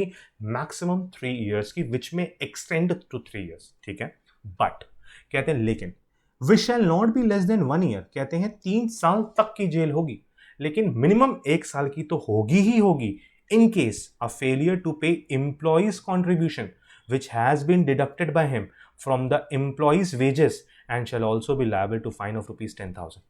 अब ध्यान से सुनिए, सेक्शन 85 कहता है कि अगर एक पर्टिकुलर पर्सन की रिस्पॉन्सिबिलिटी थी टू पे the contribution amount in a particular account under this particular ESIC act, but उसने अगर ऐसा नहीं किया, कहते हैं उसके सब उसमें लिखा अगर उसने ऐसा नहीं किया तो उसको मैक्सिमम जो जेल होगी वो 3 साल की होगी। ठीक है, मिनिमम कुछ नहीं लिखी, लेकिन उसके पहले पॉइंट में लिखा है कि अगर जिस पर्टिकुलर पर्सन ने गलती की है, अगर उसने गलती इस प्रकार की कर दी, किस प्रकार की कर दी कि उसने एम्प्लॉय की वेजेस से पैसा तो काटा लेकिन उस अमाउंट को डिपॉजिट नहीं करवाया, तो उस सिचुएशन में मिनिमम जो जेल है वो 1 साल की तो होगी ही होगी, मैक्सिमम अभी भी 3 साल है, और साथ ही साथ देखिए लिखा हुआ है and shall also be liable to fine, plus fine तो लगेगा ही लगेगा, कितने का? 10,000 रुपये का। तो पहली सिचुएशन तो ये। ठीक है, कहते हैं इसका मतलब यहां पे ये बोला गया कि मिनिमम जेल के बारे में पहली लाइन में तो कुछ नहीं लिखा था, पहली लाइन में सिर्फ लिखा था मैक्सिमम जेल हो सकती है 3 साल की। फिर फर्स्ट पॉइंट में लिखा कि अगर इस नेचर का ऑफेंस होगा तो उस सिचुएशन में जो मिनिमम जेल होगी वो 1 साल की होगी, मैक्सिमम अभी भी 3 है। वो कोर्ट पे डिपेंड करता है कि वो मिनिमम 1 ही साल की देता है या 2 साल की या 1.5 साल की या 2.5 साल की या फिर मैक्सिमम 3 साल की, और प्लस फाइन भी उसको देना पड़ेगा 10,000 रुपये का। सेकेंड पॉइंट आता है, इस पॉइंट को हटा दीजिए यहाँ से। कहते हैं सेकंड पॉइंट आता है, सेकंड पॉइंट क्या कहता है? Which shall not be less than 6 months, और यही जो मिनिमम जेल है वो 6 महीने से कम नहीं हो सकती, 6 मंथ से कम नहीं हो सकती इन एनी अदर केस। कोई अगर दूसरा केस है तो मिनिमम 6 महीने की जेल तो होगी ही होगी। कुल मिला के हम सिचुएशन यहां पे ये बोलते हैं कि सेक्शन 85 कहता है कि 2 केसेस है। पहला केस, अगर एम्प्लॉयर ने एम्प्लॉय की वेजेस से, सैलरी से पैसा काटा बट डिपॉजिट नहीं कराया, मिनिमम जेल 1 साल, मैक्सिमम जेल 3 साल, प्लस फाइन 10,000। अगर किसी और रीजन की वजह से सेक्शन 85 का वायलेशन होता है तो उस सिचुएशन में मिनिमम जेल 6 महीने, मैक्सिमम जेल 3 साल। लेकिन आगे क्या लिखा है? And shall also be liable to fine of ₹5,000। तो मिनिमम अभी भी 6 महीने, यहाँ पे 6 महीने, मैक्सिमम 3 साल ही थी, फाइन रिड्यूस करके कितना कर दिया गया? 5,000। अब अगर ऊपर से नीचे को कंपेयर करें तो बोला गया जो फर्स्ट नंबर पॉइंट है ये थोड़ा ज़्यादा सीरियस है, क्योंकि आपने एम्प्लॉय के पैसा काटा भी लेकिन उसको जमा नहीं करवाया। दूसरा किसी और नेचर का ऑफेंस हो सकता है, बट 6 महीने की जेल तो होगी ही होगी। ऊपर लॉ थोड़ा स्ट्रिक्ट था, बोलता है 1 साल की जेल होगी, नीचे कहते 6 महीने की जेल होगी। ऊपर लॉ थोड़ा और स्ट्रिक्ट हुआ, कहता फाइन लगेगा 10,000 का, नीचे रिड्यूस करके कर दिया 5,000 का। एक प्रोवाइजो भी दिया है, और प्रोवाइजो में क्या लिखा है? ये बहुत इंपॉर्टेंट प्रोवाइजो है, क्योंकि इस प्रोवाइजो का इस क्वेश्चन, इस पर्टिकुलर केस में जब सवाल उठाया जाएगा, कहते प्रोवाइडेड दैट कोर्ट में for any adequate and special reason to be recorded in the judgment impose a sentence of imprisonment for a lesser term. कहते हैं प्रोवाइजो में कोर्ट के पास पावर दे दी गई कि अगर कोई स्पेशल रीजन है तो उस स्पेशल रीजन को जजमेंट में रिकॉर्ड करते हुए अगर जज चाहे तो इस सिचुएशन में ये जो 1 साल और 6 महीने की मिनिमम जेल लिखी है इसको रिड्यूस भी कर सकता है। ये कोर्ट का डिस्क्रिशन होगा, लेकिन कोर्ट को जस्टिफाइड रीजन देने पड़ेंगे। तो कुल मिला के सेक्शन 85 की कहानी कुछ हमारे सामने ऐसी है कि प्रोवाइजो की वजह से कोर्ट को पावर दी गई है कि अगर वो जेल के टर्म को 1 साल मिनिमम और 6 महीने मिनिमम से और कम करना चाहते हैं तो ऑन वैलिड जस्टिफाइड रीजंस वो ऐसा कर सकते हैं। क्वेश्चन ये है कि सर पहले वाले केस में तो लिखा था जो फाइन है वो 10,000 रुपये, दूसरे वाले केस में लिखा था जो फाइन है वो 5,000 रुपये। क्या इस प्रोवाइजो में कोर्ट को पावर दी गई है कि वो इस फाइन के अमाउंट को भी रिड्यूस कर सकते हैं, या पावर सिर्फ जेल को रिड्यूस करने की थी? इम्प्रिजमेंट के टाइम पीरियड को रिड्यूस करने की पावर प्रोवाइजो में दी गई है या अमाउंट को भी रिड्यूस करने की पावर दे दी गई है? तो यहाँ सुप्रीम कोर्ट कहती है नो, बिल्कुल अ बिग नो, कोई पावर नहीं दी गई है। सिर्फ इम्प्रिजमेंट के टर्म को कम कर सकते हैं बट कंपनसेशन के अमाउंट को कम नहीं कर सकते। तो यहाँ पर इस सिचुएशन में ऐसी केस हमारे सामने आया है और अब हम इसके फैक्ट्स को भी पढ़ेंगे और फिर इसके आंसर को भी देखेंगे। कहते लिखा the case arises out of criminal proceedings initiated by the appellate corporation. Appellate corporation कौन है? हमारा ESIC। Under section 85 of the act for conviction and punishment of the respondent, जो मिस्टर अहमद है, फॉर फेलियर टू पे contribution required by the act. कहते हैं ये जो पर्टिकुलर केस स्टार्ट हुआ था, क्रिमिनल प्रोसीडिंग स्टार्ट की गई थी by ESIC against this particular person, क्योंकि उन्होंने सेक्शन 85 का वायलेशन किया था। कुछ अमाउंट उनको कंट्रीब्यूट करना था टू ESIC फंड बट उन्होंने ऐसा नहीं किया।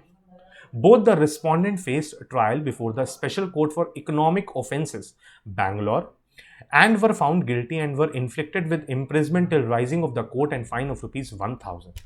कहते हैं यहाँ पे जब लोअर कोर्ट में सबसे पहले ट्रायल चला तो स्पेशल कोर्ट जो बैंगलोर की थी, special court for economic offences, उन्होंने यहाँ पर इनको ₹1000 का फाइन लगाया प्लस जो इम्प्रिजमेंट का अमाउंट था वो सुनाया, जो इम्प्रिजमेंट का टर्म था वो सुनाया। ठीक है, according to the appellant ESIC के according the fine amount could not have been reduced and ought to have been ₹5,000 as per mandate of law।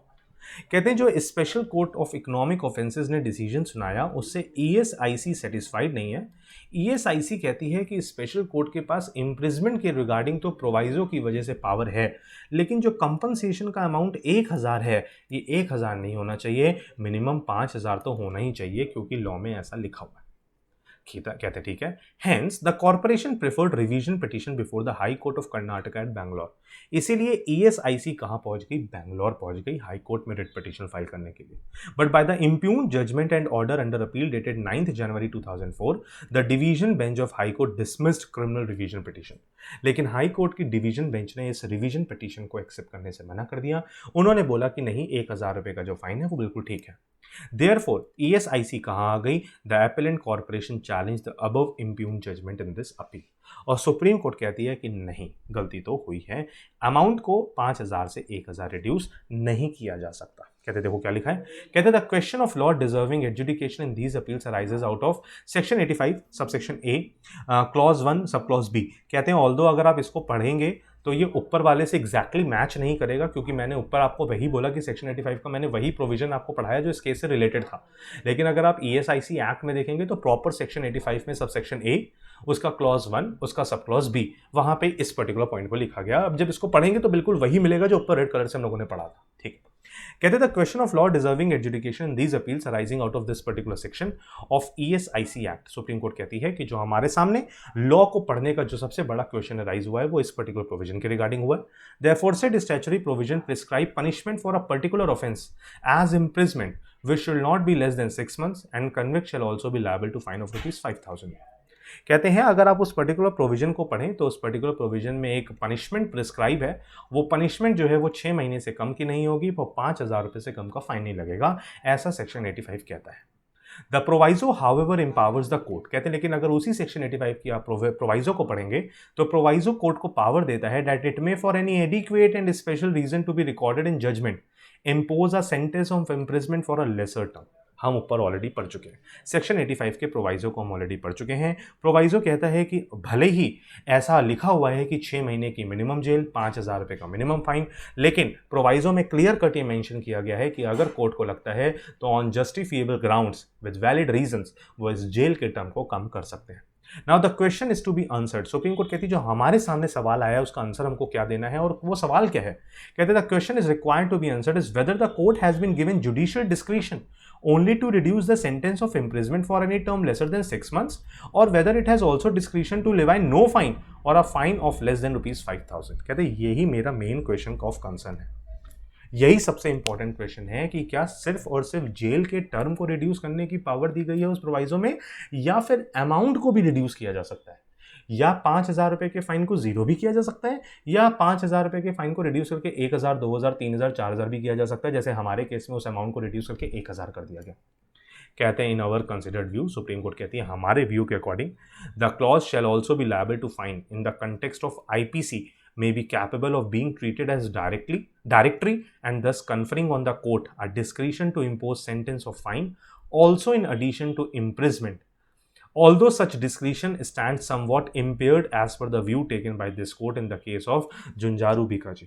कहते हैं यहाँ सुप्रीम कोर्ट कहती है कि जो हम लोगों ने अपना एक डिसीजन लिया था पहले, जिसका केस उन्होंने रेफर किया ऑफ मिस्टर बीका जी, कहते हैं उस पर्टिकुलर केस में आईपीसी में लिखे statement shall also be liable to fine को इंटरप्रेट कुछ इस तरीके से किया गया कि आईपीसी में अगर कोई ऐसी लाइन लिखी हुई है तो हम उसको इंटरप्रेट करेंगे इस तरीके से कि जैसे कोर्ट के पास पावर है कि वो इसके रिगार्डिंग फाइन इंपोज करना चाहती है या नहीं करना चाहती। लेकिन जो हमारे पास प्रोविजन दिया हुआ है वो आईपीसी का नहीं बल्कि ईएसआईसी का दिया है और उसमें स्टेटमेंट बिल्कुल क्लियर कट लिखी है, तो जबरदस्ती इंटरप्रिटेशन के रूल्स लगाने की जरूरत नहीं है। कहते हैं the object of creating offences and penalty under ESIC act is clearly to create deterrence against violation of the provision of the act which are beneficial for the employees। कहते हैं लेकिन जब हम अपने ESIC एक्ट के objective को पढ़ते हैं या ESIC एक्ट बनाने के पीछे के ऑब्जेक्टिव को देखते हैं तो यहाँ साफ बोला गया है कि अगर कोई भी पर्टिकुलर पर्सन एम्प्लॉयज़ के रिगार्डिंग धोखाधड़ी करने की कोशिश करता है तो उसको पनिशमेंट मिलनी चाहिए। Non payment of contribution is an economic offence. कहते हैं आपने पेमेंट नहीं की, ये एक इकोनॉमिक ऑफेंस है, सेक्शन 85 वाला ऑफेंस एक इकोनॉमिक ऑफेंस है and therefore the legislature has not only fixed a minimum term of imprisonment, और इसी वजह से कानून बनाते समय लेजिस्लेटिव बॉडी ने खाली minimum term of imprisonment he mention नहीं की but also fixed amount of fine of ₹5,000 under this particular provision. कहते हैं साथ ही साथ उन्होंने फाइन भी एक मिनिमम इंपोज किया क्योंकि ये एक इकोनॉमिक ऑफेंस था। ठीक है, there is no discretion of awarding less than the specified fee under the main provision. कहते हैं अगर आप मेन प्रोविजन को पढ़ो तो कहीं पे भी वहाँ ऐसी कोई लाइन नहीं लिखी बाय द लॉ मेकर जिससे हम ये कह सकें कि हम इस अमाउंट को रिड्यूस कर सकते हैं। कहते हैं क्वेश्चन तो सिर्फ एक प्रोवाइजो का है and it is only the proviso which is in the nature of as exception whereunder the court is vested with discretion limited to imposition of imprisonment for a lower term और for a lesser term. कहते हैं question तो सिर्फ इस proviso की वजह से start हो रहा है और ये प्रोवाइजो में क्लियर कट लिखा है कि एक्सेप्शन दी है हमने कोर्ट को, कोर्ट चाहे तो उस पर्टिकुलर इम्प्रिजमेंट के टर्म को कम कर सकती है, लेकिन वो प्रोवाइजो फाइन के बारे में कोई बात नहीं करता। इसी वजह से no words are found in the proviso for imposing a lesser fine than that of ₹5,000। Proviso में ऐसा कुछ नहीं है। In such a situation the intention of the legislature is clear and it records no interpretation and brooks no interpretation. कहते हैं साफ साफ intention पता लग रहा है कि लॉ मेकर मिनिमम फाइन लगाना चाहता है, तो जबरदस्ती इसमें इंटरप्रिटेशन करने की जरूरत नहीं। The law is well settled that when the wordings of the statute are clear, no interpretation is required unless there is a requirement of saving the provision from vice of unconstitutionality or absurdity।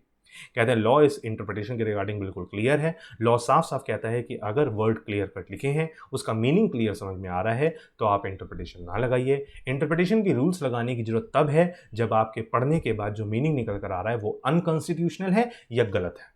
कहते हैं neither of the twin situation is attracted therein, और ऐसी कोई भी situation हमारे case में तो cover हो ही नहीं रही, कहीं से नहीं लग रहा ये अनकॉन्स्टिट्यूशनल है। इसी वजह से hence the question is answered in favour of the appellant. इसी वजह से जो ये मैटर है ये किसके फेवर में सुनाया गया? ईएसआईसी के फेवर में। मतलब ईएसआईसी जो कहती थी कि मिनिमम 5,000 का फाइन लगना चाहिए, जो कि हाईकोर्ट ने 1,000 लगाया, वो गलत है। And it is held that the amount of fine has to be ₹5,000 and the court have no discretion to reduce the same once the offence has been established। तो कहते हैं मिनिमम फाइन जो लगेगा वो 5,000 का ही लगेगा और इसमें रिड्यूस करने की पावर कोर्ट के पास नहीं है अगर एक बार प्रूफ हो जाता है कि हाँ वायलेशन हुआ है। The discretion as per proviso is confined only in respect of term of imprisonment. रही बात प्रोवाइजो की, तो प्रोवाइजो में कोर्ट को पावर दी गई है सिर्फ टर्म ऑफ इम्प्रिजमेंट को रिड्यूस करने की, ना कि फाइन को रिड्यूस करने की। Accordingly, the appeals are allowed. The respondent shall now be required to pay a fine of ₹5,000. If they have already paid the earlier imposed fine of ₹1,000, they shall pay the balance or otherwise entire fine of ₹5,000 within 6 weeks। Supreme court यहाँ पे time देता है कि अगर 1,000 रुपये का fine already respondent दे चुका है तो बचा 4,000 रुपये दे, और अगर उन्होंने अभी तक 1 रुपया भी फाइन नहीं दिया तो अगले 6 हफ्तों के अंदर पूरा 5,000 रुपये जमा करें। And in default the fine shall be realised expeditiously in accordance with law by taking recourse to all the available machinery. और अगर वो ये 5,000 रुपये का अमाउंट नहीं देते तो जो भी प्रोसीजर फॉलो हो सकता है एज पर लॉ, उस प्रोसीजर को फॉलो किया जाए और उनसे वो 5,000 रुपये वसूल किए जाए। ठीक है, तो यहाँ पे हमारा आज पर्टिकुलर क्लास का 3rd केस भी कंप्लीट होता है। 2 केसेस और बचे हैं, आइए उनको भी करते हैं और आज की वीडियो को कंप्लीट करते हैं। ठीक है, आता है केस नंबर 12। केस नंबर 12, 13, 14, 15 हो गया, अब केस नंबर 12 पे आते हैं। फिर वहाँ पे फिर से ESIC, employee state insurance corporation versus Batra hospital and medical research centre. कहते हैं यहाँ पे जो केस हो रहा है अगेन ESIC के साथ हो रहा है, तभी मैंने पहले वो वाला केस करवाया, अभी अलग करवा रहा हूँ। ESIC का यहाँ पे अपील, हम ऐसे बोल सकते हैं कि फर्स्ट पार्टी जो है वो ESIC है और जो सेकंड पार्टी है वो कौन है, बत्रा हॉस्पिटल। तो हम यहाँ पे इसको कॉर्पोरेशन भी नाम देंगे नीचे, और इसको हम यहाँ पे सिर्फ हॉस्पिटल की बात करेंगे। ठीक है, कहते हैं अगेन ESIC एक्ट, यहाँ पे अगेन ESIC एक्ट अट्रैक्ट हो रहा है, सेक्शन 85। कहते हैं ESI एक्ट, अब ध्यान से सुनिएगा, कहते हैं इंस्पेक्शन ऑफ इस्टेब्लिशमेंट, कहते हैं इस्टेब्लिशमेंट की इंस्पेक्शन करनी है, मतलब बत्रा हॉस्पिटल के रिकॉर्ड्स चेक करने हैं, ये पावर दी गई है to ESIC officers. Respondent establishment was not covered under the act, लेकिन Batra hospital and medical research centre कह रहा है कि सर हमारे ऊपर तो ये एक्ट एप्लीकेबल ही नहीं है। Respondent establishment refuse to produce records for inspection, और इस वजह से उन्होंने अपने रिकॉर्ड्स को ESIC ऑफिसर्स को दिखाने से मना कर दिया। Whether could be prosecuted, ESIC ने इस वजह से बत्रा हॉस्पिटल के अगेंस्ट केस कर दिया कि इनको अपने रिकॉर्ड्स चेक करवाने होंगे, लेकिन इन्होंने हमको दिखाने से मना कर दिया, इन्होंने लॉ का वायलेशन किया। लेकिन यहाँ पे क्या सच में बत्रा हॉस्पिटल के अगेंस्ट आप एज सच इंस्पेक्शन कर सकते हैं, वो भी तब जब बत्रा हॉस्पिटल के ऊपर ये लॉ एप्लीकेबल ही नहीं है। कोर्ट ने बोला, दिल्ली हाई कोर्ट ने बोला नो, और यहीं पे मैटर खत्म। दिल्ली हाई कोर्ट की बात को मान लिया गया। कहते हैं पहले तो ऑब्जेक्टिव ऑफ द एक्ट पढ़ते हैं, और ऑब्जेक्टिव फिर से वही ESIC का ऑब्जेक्टिव अगर हम पढ़ें तो हम पीछे पढ़ कर आए थे। It is an act to provide for certain benefits to employees in case of sickness. ये इंश्योरेंस एक्ट जो है ये किस लिए बनाया गया है, कहते हैं एम्प्लॉइज को बेनिफिट देने के लिए बनाया गया है। कब, जब वो बीमार हो जाए, और maternity and employment injury, and to make provision for certain other matters in relation thereto. कहते हैं ये पर्टिकुलर एक्ट प्रोवाइड किया जा रहा है, ये कंपनसेशन नहीं दे रहा, ये बल्कि एक एम्प्लॉय का इंश्योरेंस करा रहा है रिगार्डिंग सर्टेन एक्टिविटीज। इसका सेक्शन 44, सेक्शन 45, सेक्शन 85, ये 3 सेक्शन हिट होते हैं। सेक्शन 85 तो हम अभी नीचे ही पढ़कर आए हैं, और उस सेक्शन 85 को अगर आप पढ़ें तो देखिए यहाँ पे भी वही लिखा है, punishment for failure to pay contribution, हम ऑलरेडी पढ़ चुके हैं। कहते हैं सेक्शन 44 कहता है employers to furnish returns and maintain registers in certain cases. Employer की रिस्पॉन्सिबिलिटी बनती है कि कुछ केसेस में उनको अपनी रिटर्न्स और अपने रजिस्टर्स मेंटेन करके शो करने पड़ेंगे। ऑफिसर्स को पावर दी गई, social security officers, their functions and duties. अब ध्यान सुनेगा, ESIC अपने सेक्शन 45 का यूज करते हुए सेक्शन 44 के रिक्वायर्ड डॉक्यूमेंट्स की डिमांड कर रहा है फ्रॉम बत्रा हॉस्पिटल, लेकिन बत्रा हॉस्पिटल को यहाँ पर रिकॉर्ड्स नहीं देने हैं, क्योंकि बत्रा हॉस्पिटल ये कहता है कि सर हम तो इस एक्ट में कवर ही नहीं होते। जब ये एक्ट हमारे ऊपर एप्लीकेबल ही नहीं है तो हम ये रिकॉर्ड्स क्यों ही मेंटेन करें, और अगर किए भी हैं तो हम आपको क्यों शो करें, क्योंकि आपके पास जिस एक्ट में पावर है वो एक्ट तो हमारे ऊपर एप्लीकेबल ही नहीं है। तो आप कैसे कह सकते हो कि हमने उस एक्ट के सेक्शन 85 का वायलेशन किया है। ये पर्टिकुलर केस है। कहते फैक्ट्स को देखें तो लिखा था officials of the petitioner. Officials कौन है, ESIC के officials visited the establishment of the respondent, respondent मतलब बत्रा हॉस्पिटल के एस्टैब्लिशमेंट में वो गए for inspection of the records. However respondent establishment has not provided the records, लेकिन बत्रा हॉस्पिटल ने उनको किसी भी तरीके के रिकॉर्ड शो नहीं किए। Since the respondent did not provide the record, therefore petitioner filed complaint against the respondent. क्योंकि बत्रा हॉस्पिटल ने रिकॉर्ड्स प्रेजेंट नहीं किए, ये कहते हुए कि उनके ऊपर तो ये एक्ट एप्लीकेबल ही नहीं है, तो वो ये रिकॉर्ड बनाते ही नहीं है, और अगर बनाते भी हैं तो वो शो नहीं करेंगे क्योंकि वो एप्लीकेबिलिटी ही नहीं है उस पर्टिकुलर लॉ की।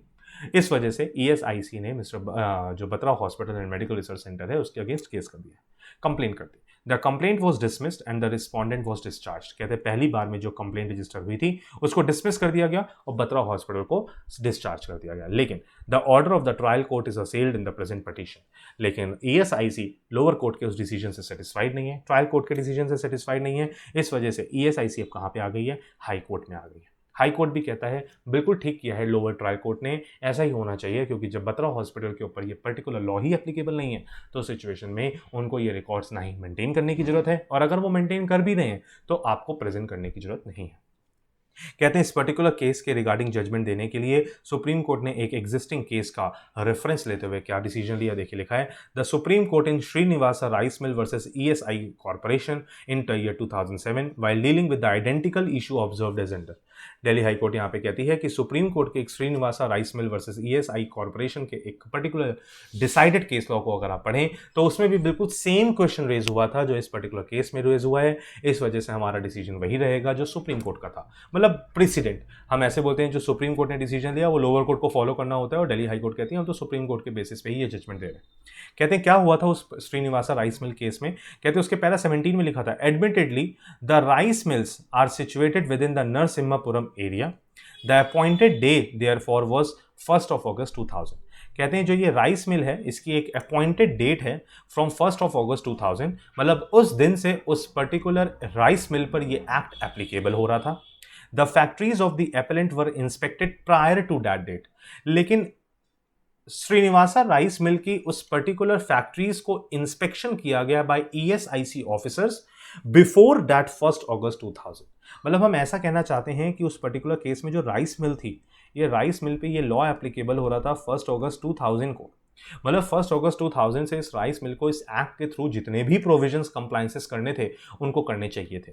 लेकिन ESIC के ऑफिसर्स ने उनसे इंस्पेक्शन की, उनके रिकॉर्ड्स की बिफोर दिस डेट। अब राइस मिल, श्रीनिवासा राइस मिल कहती है जिस दिन की आप डिमांड कर रहे हो, जिस रिकॉर्ड्स की, जिस पीरियड के रिकॉर्ड्स की आप बात कर रहे हो ESIC ऑफिसर्स, तब तो हमारे ऊपर ये लॉ एप्लीकेबल ही नहीं था, तो हम वो रिकॉर्ड्स क्यों मेंटेन करें, और अगर किए भी होंगे तो हम आपको क्यों दिखाएं। हाँ, 1 अगस्त 2000 से हमारे ऊपर ये लॉ एप्लीकेबल हो रहा है, उस दिन के बाद के जितने भी रिकॉर्ड हैं हम आपको दिखा सकते हैं। कहते हैं prior to that date therefore appellants were not bound to comply with the provisions of the act. अब जब 1 अगस्त 2000 से ही वो लॉ उनके ऊपर एप्लीकेबल हो रहा है, तो उससे पहले इस लॉ के कंप्लायंसेस करने की उनके ऊपर कोई वैलिड जिम्मेदारी नहीं है। They could appoint employees at their own sweet will, और जब उनके ऊपर लॉ ही एप्लीकेबल नहीं है तो वो जैसे एम्प्लॉय को हायर करना चाहें वो वैसे कर सकते हैं। But the period wherefore the provision of the act would be applicable is 12 months preceding the said date, that is from 1st of August 1999 to 31st of July 2000. Compliance of the requirement of the statutes on the part of the employer, however, would begin from the appointed day, which is 1st of August 2000. कह रहे हैं अगर हम ऐसे बोलें कि ESIC officers इस rice mill से ये कहते हैं कि आप हमको पिछले साल के रिकॉर्ड दिखाओ, तो यहां राइस मिल के स्टाफ कहता है कि सर हम ये रिकॉर्ड मेंटेन ही नहीं करते, क्योंकि हमारे ऊपर लॉ की एप्लीकेबिलिटी ही कब से है, 1 अगस्त 2000 से। अच्छा, कोई अगर आपको बोले, मान लीजिए कि 2014 से लेकर 2016 तक आपको एक टाइम दिया गया और बोला गया कि इस बीच इस लॉ को फॉलो कर लीजिएगा। अब अगर आप 31 मार्च 2016 लास्ट डेट है उस पर्टिकुलर लॉ को फॉलो करने की, और अगर आप 31 मार्च 2016 से ही ये लॉ फॉलो करते हैं, तो पुराने दिनों के रिगार्डिंग आपसे क्वेश्चनिंग नहीं होगी, क्योंकि आपने with in the due time limit उस लॉ को फॉलो कर लिया है। अगर हम ये बोलते हैं कि राइस मिल को ऑर्डर दिया गया था कि आप 1 साल के अंदर अंदर इस लॉ को फॉलो कर लीजिए, और उन्होंने 1 अगस्त जो लास्ट डे थी उस लॉ को फॉलो करने की, अगर उन्होंने उसी दिन से वो लॉ फॉलो कर लिया तो दिक्कत क्या है, उससे पहले के रिकॉर्ड्स की इंस्पेक्शन आप नहीं कर पाओगे, ऐसा सुप्रीम कोर्ट ने बोला। The scheme of the act does not suggest that all employees would come within the purview of the said act. उसके ही उस जजमेंट के, उस सुप्रीम कोर्ट के जजमेंट के पैरा 20 में ये भी लिखा था कि इस पर्टिकुलर एक्ट के रिगार्डिंग सारे के सारे एम्प्लॉइज इस पर्टिकुलर एक्ट में कवर नहीं होंगे। Those employees who draw wages as defined in section 2 clause 22 of the act would be the employees who would covered there under. और अगर आप ध्यान से पढ़ें तो एक्ट में लिखे सेक्शन 2 के क्लॉज 22 में कुछ एम्प्लॉइज को कवर किया गया इस पर्टिकुलर एक्ट के लिए, सारे एम्प्लॉइज को इस पर्टिकुलर एक्ट के लिए कवर नहीं किया गया। As noticed herein before, inspection of the factories was carried out prior to the date of coming into the force of the act. कहते हैं जो इंस्पेक्शन की जा रही है बाय ESIC ऑफिसर्स वो उस पीरियड की जा रही है जब इस पर्टिकुलर ऑर्गेनाइजेशन के ऊपर ये लॉ एप्लीकेबल ही नहीं था। Such inspections thus could have been carried out only in terms of the provisions contained in section 45 of the act, which could mean that the inspector would be appointed for the purpose of the act. कहते हैं इस वजह से inspection जो होगी वो section 45 के according ही होगी, लेकिन सेक्शन 45 भी क्लियर कट कहता है कि इंक्वायरी उसी टाइम की करोगे जिस टाइम के लिए वो पर्टिकुलर लॉ इस पर्टिकुलर ऑर्गेनाइजेशन पे एप्लीकेबल है। He is authorised under the act to inquire into the correctness of any of the particulars stated in any return refer to in section 44 और for the purpose of ascertaining whether any of the provision has been complied with it और not. कहते हैं section 45 में साफ साफ power दी गई है एक ऑफिसर को, एक इंस्पेक्टर रैंक के ऑफिसर को, कि वो इस पर्टिकुलर एक्ट के अंडर इंक्वायरी कर सकते हैं। अगर वो इंस्पेक्शन करना चाहें तो इंस्पेक्शन भी कर सकते हैं। अच्छा, बहुत सारे ऑर्गेनाइजेशन के ऊपर ESIC एप्लीकेबल हो जाता है बट वो इसको शो नहीं करते, वो गवर्नमेंट रिकॉर्ड्स में बताते ही नहीं है कि उनके ऊपर ईएसआईसी एप्लीकेबल है, क्योंकि जो ईएसआईसी एक्ट एप्लीकेबल है वो नंबर ऑफ एम्प्लॉइज की वजह से एप्लीकेबल है, कि अगर आपके इतने नंबर ऑफ एम्प्लॉइज एक्सीड कर जाते हैं तो ये लॉ आपके ऊपर एप्लीकेबल हो जाता है, अगर इतने नंबर ऑफ एम्प्लॉइज एक्सीड नहीं करते तो ये लॉ एप्लीकेबल नहीं है। तो लोग पता है इसमें गड़बड़ भी करते हैं। मान लीजिए जैसे लेट्स से हम ऐसे बोलते हैं कि आपके ऑर्गेनाइजेशन में अगर 10 या 10 से ज्यादा एम्प्लॉइज हो जाते हैं तो उस सिचुएशन में आपके ऊपर ये लॉ एप्लीकेबल है। अब होता क्या, ऑर्गेनाइजेशन में से 12 एम्प्लॉइज हैं लेकिन वो ऑन पेपर दिखाता ही नहीं है कि उनके ऑर्गेनाइजेशन में 12 एम्प्लॉइज हैं।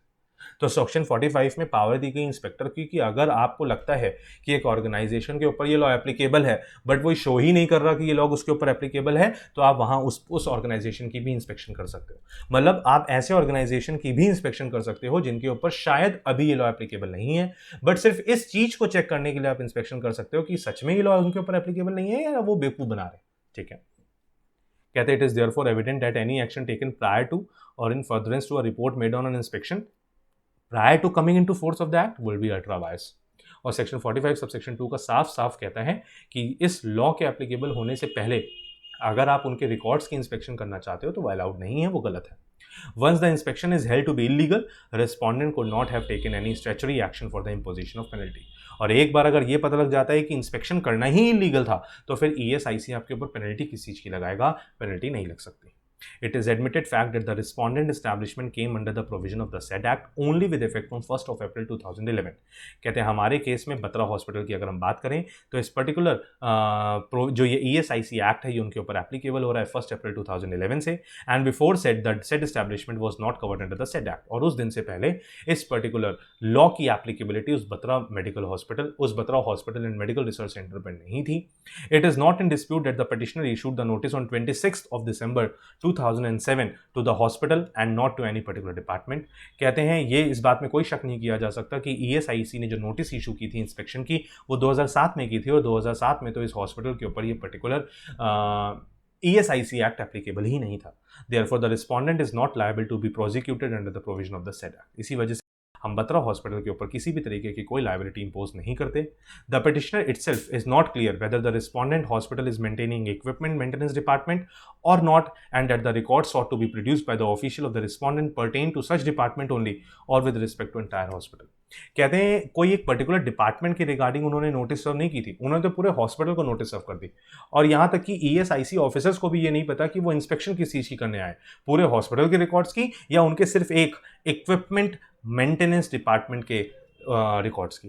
कहते हैं admittedly respondent was not covered under the said act in the year 2000। और साफ साफ दिल्ली हाईकोर्ट कहती है क्योंकि 2007 में इस पर्टिकुलर एक्ट का कोई भी इस पर्टिकुलर एक्ट का किसी भी तरीके से कोई भी रिलेशन नहीं था in the year 2000 upon this particular company, upon this particular organisation. Therefore learned trial court has rightly rejected the case of the petitioner and discharge the respondent. इसीलिए यहाँ पे ट्रायल कोर्ट ने इस पर्टिकुलर मैटर को reject कर दिया और साफ साफ बत्रा हॉस्पिटल को रिलीफ दे दी। चलो, तो यहाँ पे हमारा चौथा नंबर केस भी कंप्लीट होता है। अब आते हैं हम आज के लास्ट केस पे। लास्ट केस पे आते हैं, last case which is case number 9 of your June 2021 module. और वो केस नंबर 9 क्या है तो कहते लिखा globe ground India employees union. कहते हैं एक यूनियन है, एम्प्लॉय यूनियन है, और एक कंपनी है airline company German airlines, Lufthansa German airlines and others में एक रिस्पोंडेंट नंबर 2 भी हैं जो एक और अदर कंपनी है, हम इसको नाम देते हैं अदर कंपनी, क्योंकि यहाँ पे रिस्पोंडेंट नंबर 2 का बार बार जिक्र होगा। इस वजह से मैंने पहले ही बोल दिया कि एक लुफ्थांसा जर्मन एयरलाइंस है जो जर्मन की एयरलाइंस कंपनी है, और एक और कंपनी है जो इंडियन कंपनी होगी। ठीक है, चलो, तो यहाँ पे कुल मिला के हम ऐसे बोल रहे हैं कि दो पार्टीज हैं, एक यूनियन है, यूनियन ऑफ इंडिया नहीं बचे, एम्प्लॉय यूनियन है, और एक एयरलाइन कंपनी है। कहते हैं इंडस्ट्रियल डिस्प्यूट एक्ट का ये पर्टिकुलर मैटर है। अब ध्यान से सुनिएगा, यहाँ पे हुआ क्या कि जो ये यूनियन है इसमें कुछ वर्कर्स हैं। जो ये वर्कर्स हैं ये सारे के सारे वर्कर्स रिस्पोंडेंट नंबर 2 कंपनी के वर्कर्स हैं। रिस्पोंडेंट नंबर 2 कंपनी के वर्कर्स हैं जो इस यूनियन का पार्ट है। ठीक है, कहते हैं इस कंपनी ने इन सारे वर्कर्स को जॉब से निकाल दिया। इस कंपनी ने इन सारे वर्कर्स को क्या कर दिया, जॉब से निकाल दिया। बिल्कुल ठीक, कोई बात नहीं। कहते हैं यूनियन कहती है कि जो हम सारे वर्कर्स को जॉब से निकाला गया है by the respondent number 2 company, ये गलत है, मान लिया गलत है। लेकिन इस रिस्पोंडेंट नंबर 2 की एक होल्डिंग कंपनी है। एक रिस्पोंडेंट नंबर 2 की क्या है, होल्डिंग कंपनी, जो ये जर्मन एयरलाइंस है। जो हमारे सामने नाम लिखा हुआ था रिस्पोंडेंट की लिस्ट में। अब ध्यान से सुनिएगा, क्वेश्चन कुछ इस तरीके से है कि जर्मन एयरलाइंस की एक सब्सिडरी कंपनी है जो रिस्पोंडेंट नंबर 2 है। रिस्पोंडेंट नंबर 2 के वर्कर्स ने एक यूनियन बनाई हुई है, ठीक है। रिस्पोंडेंट नंबर 2 का जर्मन एयरलाइंस ने रिस्पोंडेंट नंबर 2 को काम देना बंद कर दिया है, इसलिए रिस्पोंडेंट नंबर 2 ने अपने सारे वर्कर्स को जॉब से निकाल दिया। अब जो यूनियन के वर्कर्स हैं वो रिस्पोंडेंट नंबर 2 से ये कहते हैं कि आप हमको ऐसे जॉब से नहीं निकाल सकते। यूनियन जो है वो ये भी कहती है कि हम रिस्पोंडेंट नंबर 2 को तो पार्टी बना ही रहे हैं इस केस में, साथ ही साथ हम लुफ्थांसा जर्मन एयरलाइंस को भी इस पर्टिकुलर मैटर में इंक्लूड करना चाहते हैं, क्योंकि उनकी भी कहीं ना कहीं इस पर्टिकुलर लॉ में गलती हो रही है। और वो ये कहते हैं कि just because of the reason कि रिस्पोंडेंट नंबर 2 की होल्डिंग कंपनी है लुफ्थांसा जर्मन एयरलाइन, इस वजह से उनको भी इस पर्टिकुलर मैटर में कवर किया जाए। अब आपसे पूछा जा रहा है, आपने सारे प्रोविजंस पढ़े हैं, आप बताइए कि क्या सच में सब्सिडरी कंपनी की गलती के लिए उसकी होल्डिंग कंपनी को भी उसका पार्ट बनाया जाए? यहां बोला गया lifting of the corporate wheel, जो आपने शायद 100% पढ़ी होगी कंपनी लॉ पढ़ते समय। यहां यह बोला गया कि सर जो लुफ्थांसा जर्मन एयरलाइंस है वो होल्डिंग कंपनी है, उसका कंट्रोलिंग नेचर है पूरी तरीके से upon respondent number 2। Respondent number 2 जो भी डिसीजन ले रही है वो लुफ्थांसा जर्मनी एयरलाइंस की वजह से ही ले रही है, तो सर हमारा जो हमको जो निकाले जाने का डिसीजन है वो उतना ही रिस्पोंडेंट नंबर 2 का है, उतना ही जर्मन एयरलाइंस का भी है जितना रिस्पोंडेंट नंबर 2 का है। इस सिचुएशन में आपसे पूछा गया, बताइए ये सही डिसीजन है या गलत? लॉ वैसे तो फाइनली डिसीजन ये लिया गया है कि होल्डिंग कंपनी को आप लायबल नहीं मान सकते, क्योंकि सब्सिडरी कंपनी की अगर सेपरेट लीगल एंटिटी का कंसेप्ट चलता है और जब सब्सिडरी कंपनी ने गलती की है तो सब्सिडरी ही कंपनी उसको भुगते, होल्डिंग कंपनी को कवर नहीं किया जाएगा। दिल्ली हाई कोर्ट का डिसीजन है। मैं सारे फैक्ट्स आपको नहीं पढ़ाऊंगा, मतलब मैं आपको फैक्ट्स तो पूरे पढ़ा दूंगा, रीजन में जो जो इंपॉर्टेंट है मैं आपको बताऊंगा, बाकी मैटर आपके सर्विस स्टडी के लिए होगा। चलिए, कहते लिखा appellant is the worker union of the second respondent. Second respondent कौन है? कंपनी जो सब्सिडरी है किसकी? लुफ्थांसा जर्मन एयरलाइंस की। कहते हैं जो एपेलेंट है, जो यूनियन है, ये वर्कर यूनियन है किसका? रिस्पोंडेंट नंबर 2 कंपनी का, which is the subsidiary of the first respondent. जो रिस्पोंडेंट नंबर 2 है वो सब्सिडरी है जर्मन एयरलाइंस की। कहते हैं the first respondent had started its operation at the Delhi international airport इन 1999। कहते हैं जो ये लुफ्थांसा जर्मन एयरलाइंस है, इन्होंने अपना काम स्टार्ट किया है कहाँ पे? दिल्ली इंटरनेशनल एयरपोर्ट पे, and had employed about 230 workman, और इन्होंने अराउंड 230 वर्कर्स को जॉब पे रखा है उस दिल्ली इंटरनेशनल एयरपोर्ट पे अपने काम के लिए। कहते हैं the second respondent provided ground handling and ancillary services to the first respondent. क्योंकि ये एक जर्मन एयरलाइंस है तो इन्होंने अपने सेकंड रिस्पोंडेंट को काम दिया है ग्राउंड हैंडलिंग, मतलब ग्राउंड सर्विसेज को हैंडल करने का और छोटी मोटी सर्विसेज को हैंडल करने का, जो इस लुफ्थांसा जर्मन एयरलाइंस को हायर करनी थी। मतलब हम ऐसे कहते हैं कि लुफ्थांसा जर्मन एयरलाइंस ने एक पर्टिकुलर वर्क परफॉर्म करने के लिए काम ले लिया है। अब ध्यान से, उस पर्टिकुलर काम को करने के लिए उन्होंने रिस्पोंडेंट नंबर 2 एक कंपनी बनाई जिसमें वो होल्डिंग नेचर होल्ड करती है। मतलब हम ऐसा कहना चाहते हैं कि जो जर्मन एयरलाइंस है वो इस रिस्पोंडेंट नंबर 2 में 51% की शेयर होल्डिंग होल्ड करती है। ठीक, ऐसा ही सच में है भी, ठीक है, होल्ड करती है। कहते हैं on 9th December 2009 the first respondent informed the second respondent that they would stop availing ground handling service from them at the international airport at Delhi with effect from 15th of December 2009। कहते हैं अब एक दिन क्या हुआ, 9 दिसंबर 2009 को first respondent जो लुफ्थांसा जर्मन एयरलाइन थी, उन्होंने इन्फॉर्म किया to the second respondent that they would stop availing ground handling services from them.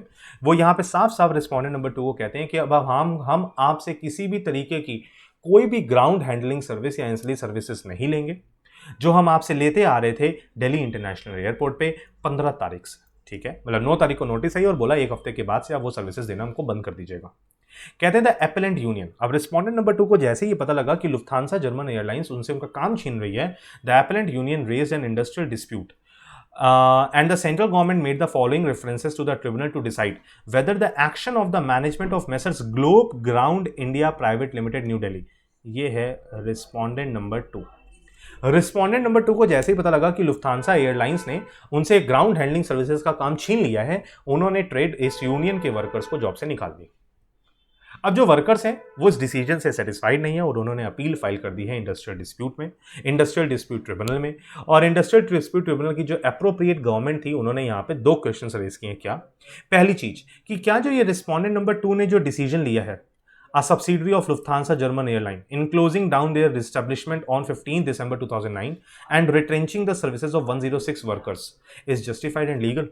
यहाँ appropriate government industrial dispute tribunal से ये पूछती है कि सर जरा चेक करिए, जजेस जरा चेक करिए कि जो ये एक्शन ले रही है रिस्पोंडेंट नंबर 2 अपने वर्कर्स को जॉब से निकालने का, just because of the reason कि उसकी holding company Lufthansa German airlines ने उनसे काम छीन लिया है, तो क्या ये डिसीजन लेना ठीक है? और to what reliefs are the workman concern entitled?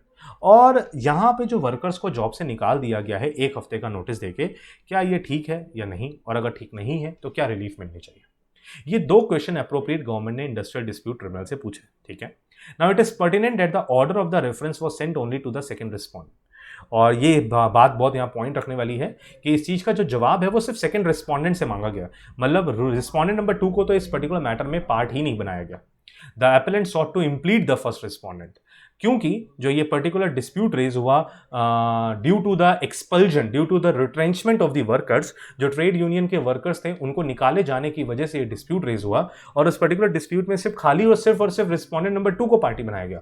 Appellant कहते हैं, जो यूनियन है वो कहती है ये गलत है सर, पार्टी सिर्फ और सिर्फ रिस्पोंडेंट नंबर 2 नहीं होनी चाहिए, बल्कि यहाँ पार्टी तो जर्मन एयरलाइंस भी होनी चाहिए, क्योंकि वो उसकी होल्डिंग कंपनी है। That is the holding company in the list which was declined by the tribunal. लेकिन ट्रिब्यूनल ने बोला कि नहीं, जर्मन एयरलाइंस यहाँ पे पार्टी नहीं बनेगी, क्योंकि यूनियन को लग रहा है कि ये गलत है। यूनियन ये कहती है कि सर जर्मन एयरलाइंस को भी पार्टी बनाना चाहिए, इसलिए उन्होंने अपील फाइल कर दी हाई कोर्ट में, which also refuse to implead the first respondent.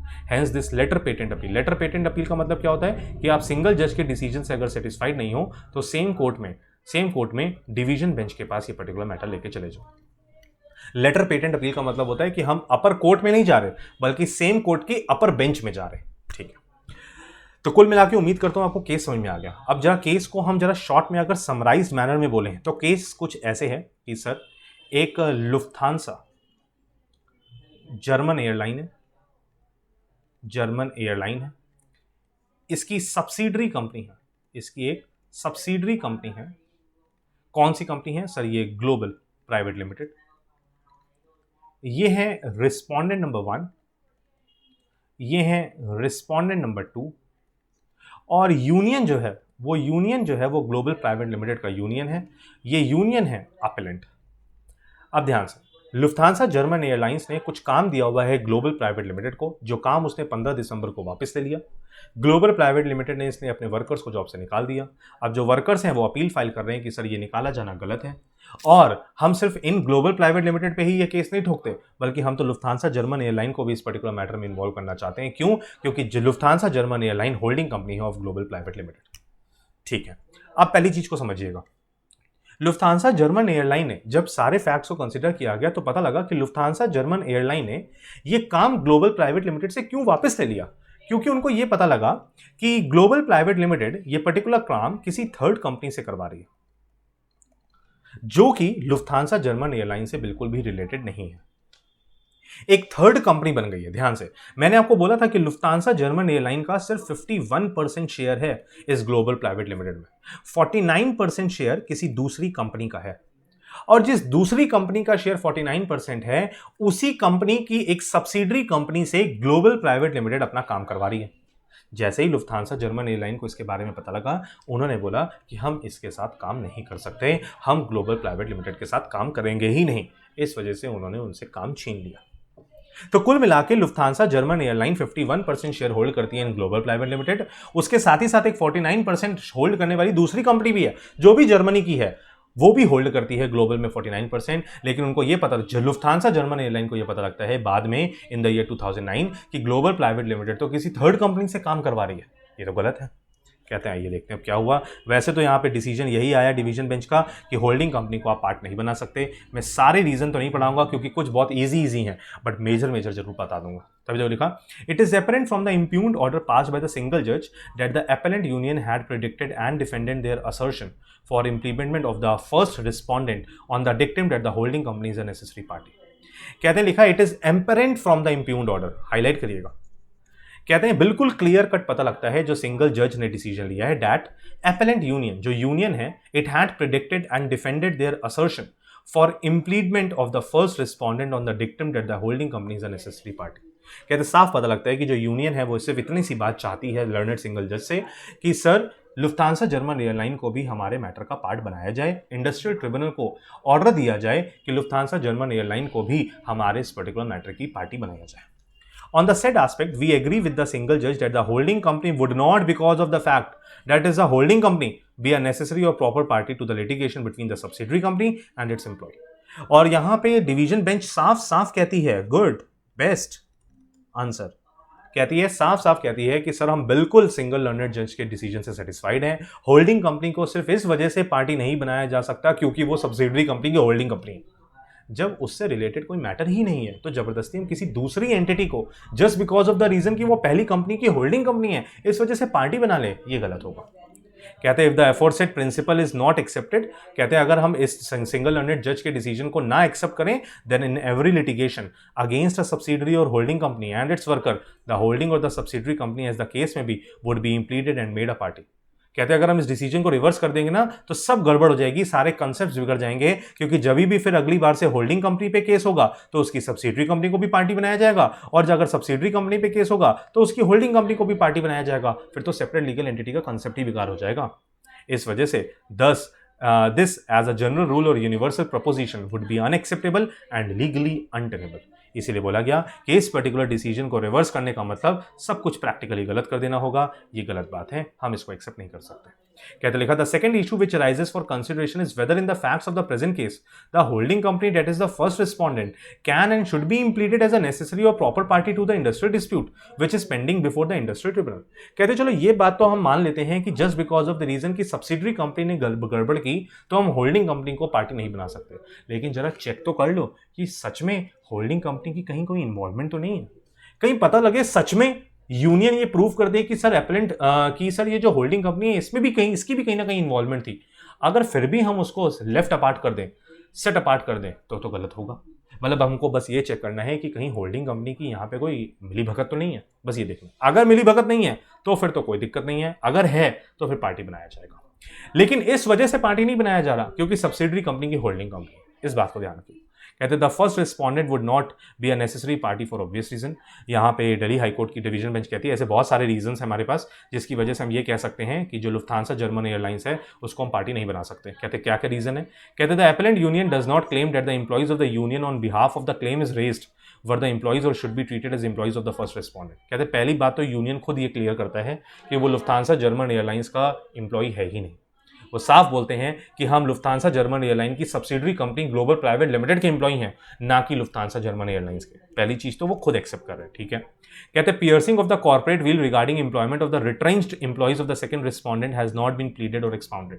कहते हैं रही बात कॉर्पोरेट व्हील की piercing of the corporate veil, तो इसके रिगार्डिंग कोई डाउट अराइज ही नहीं होता क्योंकि पार्टी इसके रिगार्डिंग कोई क्वेश्चन रेज ही नहीं कर रही। No prayer to the set effect has been made, इसके रिगार्डिंग किसी भी चीज की डिमांड नहीं की गई, और यहां पे lifting of the corporate wheel करने की जरूरत भी नहीं है क्योंकि सर्कमस्टांसेस ऐसे है ही नहीं। कहते हैं क्वेश्चन किया क्या गया है रेस, what has been pleaded and asserted in the claim statement is the fact that the first respondent continues to operate flights from Indira Gandhi International Airport at Delhi, and secondly the second respondent who is the employer should not have terminated and entrenched the workers। कहते हैं question बस खाली यहां पे ये race किया गया है, जो फर्स्ट रिस्पोंडेंट है उसने अपनी सर्विसेज देना बंद नहीं किया है दिल्ली इंटरनेशनल एयरपोर्ट पे, बस उसने सर्विसेज को ग्लोबल प्राइवेट लिमिटेड से छीन कर किसी और को दे दिया, और जो just because of the reason कि लुफ्थांसा ने काम ले लिया है ग्लोबल से वापस, तो ग्लोबल के अपने वर्कर्स को जॉब से निकाल दे, ये गलत है। It is also pleaded and alleged that the second respondent has transferred its business and assets by setting up another company। जो मैं बात कर रहा था देखिए वो यही लिखा है। कहते हैं यूनियन ये भी क्वेश्चन रेज करता है कि सर जो second respondent global private limited है ना, इसने एक दूसरी कंपनी को अपना सारा बिजनेस ट्रांसफर कर दिया, which is named as Bird Worldwide Flight Service Limited, and this company has engaged services of employees of the second respondent except of those who were involved in the trade union activity। और कहते हैं जैसे ही इस second company के बारे में, मतलब एक तरीके से हम थर्ड कंपनी बोले, जैसे ही इस bird world wide flight services के बारे में लुफ्थांसा को पता लगा, उन्होंने अपना सारा काम वापस छीन लिया। क्योंकि मैंने आपको बताया था कि लुफ्थांसा ने काम दिया था ग्लोबल को, ग्लोबल ने एक दूसरी ही कंपनी को अपना सारा काम ट्रांसफर कर दिया, जो यहां पे भी लिखा है। और वर्कर्स कहते हैं कि सर जो ये थर्ड कंपनी बनी है इसमें सारी एसेट, सारा काम ग्लोबल का चला गया है उसके पास, सारे वर्कर्स भी यहां तक कि इस bird world wide flight services ने किसके ले लिए, ग्लोबल के, सिर्फ उन्हीं वर्कर्स को नहीं लिया गया जो इस यूनियन का पार्ट है। इसलिए यूनियन कहती है सर ये गलत है। It is an accepted and admitted fact that the first respondent is no longer a shareholder of the second respondent and was never a shareholder in Bird Worldwide Flight Services Limited। इस बात से भी कोई शक नहीं किया जा सकता कि लुफ्थांसा का इस नई कंपनी से कोई लेना देना नहीं है। The appellant union seeks employment और rather continuity of employment with the second respondent. इसलिए जो ये यूनियन है वो यहाँ पे एम्प्लॉयमेंट मांगना चाहती है, वो ये कह रही है हमको जॉब से ना निकाला जाए क्योंकि सेकंड रिस्पोंडेंट ने डिसीजन गलत लिया। अब क्वेश्चन यहां पे देखने का, अभी ये क्वेश्चन तो डिस्कस हो ही नहीं रहा कि उनको जो जॉब से निकाला गया है वो ठीक है या गलत। क्वेश्चन तो ये डिस्कस हो रहा है कि सब्सिडरी कंपनी की गलती के लिए क्या होल्डिंग कंपनी को लायबल माना जाए? बिल्कुल नहीं माना जाए। कहते हैं in the present case as noticed above there is no factual dispute between the appellant union and the second respondent. कहते हैं इन दोनों के बीच में तो कोई डिस्प्यूट है ही नहीं। The factual position relating to first respondent in the list or dispute between the appellant union and the second respondent is uncontroverted and an admitted position। कहते हैं इस बात से हम डिनाई नहीं कर सकते कि जो फैक्ट्स हमने देखे हैं उन फैक्ट्स के रिगार्डिंग हम एपेलेंट यूनियन और सेकंड रिस्पोंडेंट इनको तो डिस्प्यूट में ला सकते हैं, लेकिन होल्डिंग कंपनी के साथ कोई डायरेक्ट लिंक नहीं नजर आ रहा, कोई डिस्प्यूट ही रेज नहीं हुआ उसके साथ, तो उनको पार्टी नहीं बुलाया जा सकता। We do not think that the relief claimed will directly affect the first respondent or the presence of the first respondent is necessary to prevent multiplicity of actions और to ensure complete and effective adjudication. Delhi high court कहती है ऐसा हमको कहीं भी नहीं लग रहा कि अगर लोअर कोर्ट में ट्रिब्यूनल में मैटर प्रोसीड होगा तो लुफ्थांसा जर्मन एयरलाइंस का वहां पे प्रेजेंट होना जरूरी है, उनकी कोई इन्वॉल्वमेंट ही नहीं है, तो वहां पे उनकी कोई जरूरत ही नहीं है, इस वजह से हम उनको पार्टी नहीं बनाएंगे। Therefore the first respondent is also not a party whose presence and appearance is required for settling all the questions involved in the controversy. तो यहाँ पे कोई जरूरत नहीं है। Once again we observe that there is no less or dispute between the appellant union and the second respondent on the factual matrix relating to the first respondent. The issue and the list between the appellant union and the second respondent is different. कहते हैं जो dispute appellant union और respondent के बीच, second respondent के बीच में हो रहा है वो डिफरेंट है, इसका होल्डिंग कंपनी से कोई लेना देना नहीं। तो ये बचे था डिसीजन इस पर्टिकुलर केस का। इसके बाद के जो पैराग्राफ लिखे हैं वो बिल्कुल सिर्फ और सिर्फ एक तरीके से एक कंट्रोडक्टरी पार्ट है, सिर्फ ये बताया गया है कि क्या कैसे कुछ होया, जो मैंने आपको समझा दिया वही सारी बातें नीचे भी लिखी हुई हैं। तो आपको एज सच इसको एक बार रीडिंग मार लीजिए, बाकी आपका आंसर बिल्कुल क्लियर है। तो that is all for this particular day. उम्मीद करता हूँ आपको ये पांचों ही केसेस समझ में आए होंगे। थोड़ी सी लंबी क्लास होगी लास्ट क्लासेस के कंपैरिजन में, बट चलो हमारे 5 केस पूरी तरीके से कंप्लीट हो गए। तो that is all for this particular day. Enjoy your day. उम्मीद करता हूँ आपको सब कुछ समझ में आया। इसके अच्छे से नोट्स बनाइएगा। इंटरप्रिटेशन ऑफ लॉ वाले चैप्टर के प्रॉपर नोट्स बनाने के बाद उनका रिविजन जरूर करते रहिएगा थोड़ा थोड़ा सा। उसके बाद हम लोग बाकी नेक्स्ट फर्दर क्लासेस में इसी चैप्टर की और नई केस स्टडीज को भी डिस्कस करेंगे। Till then goodbye, enjoy your day, bye bye.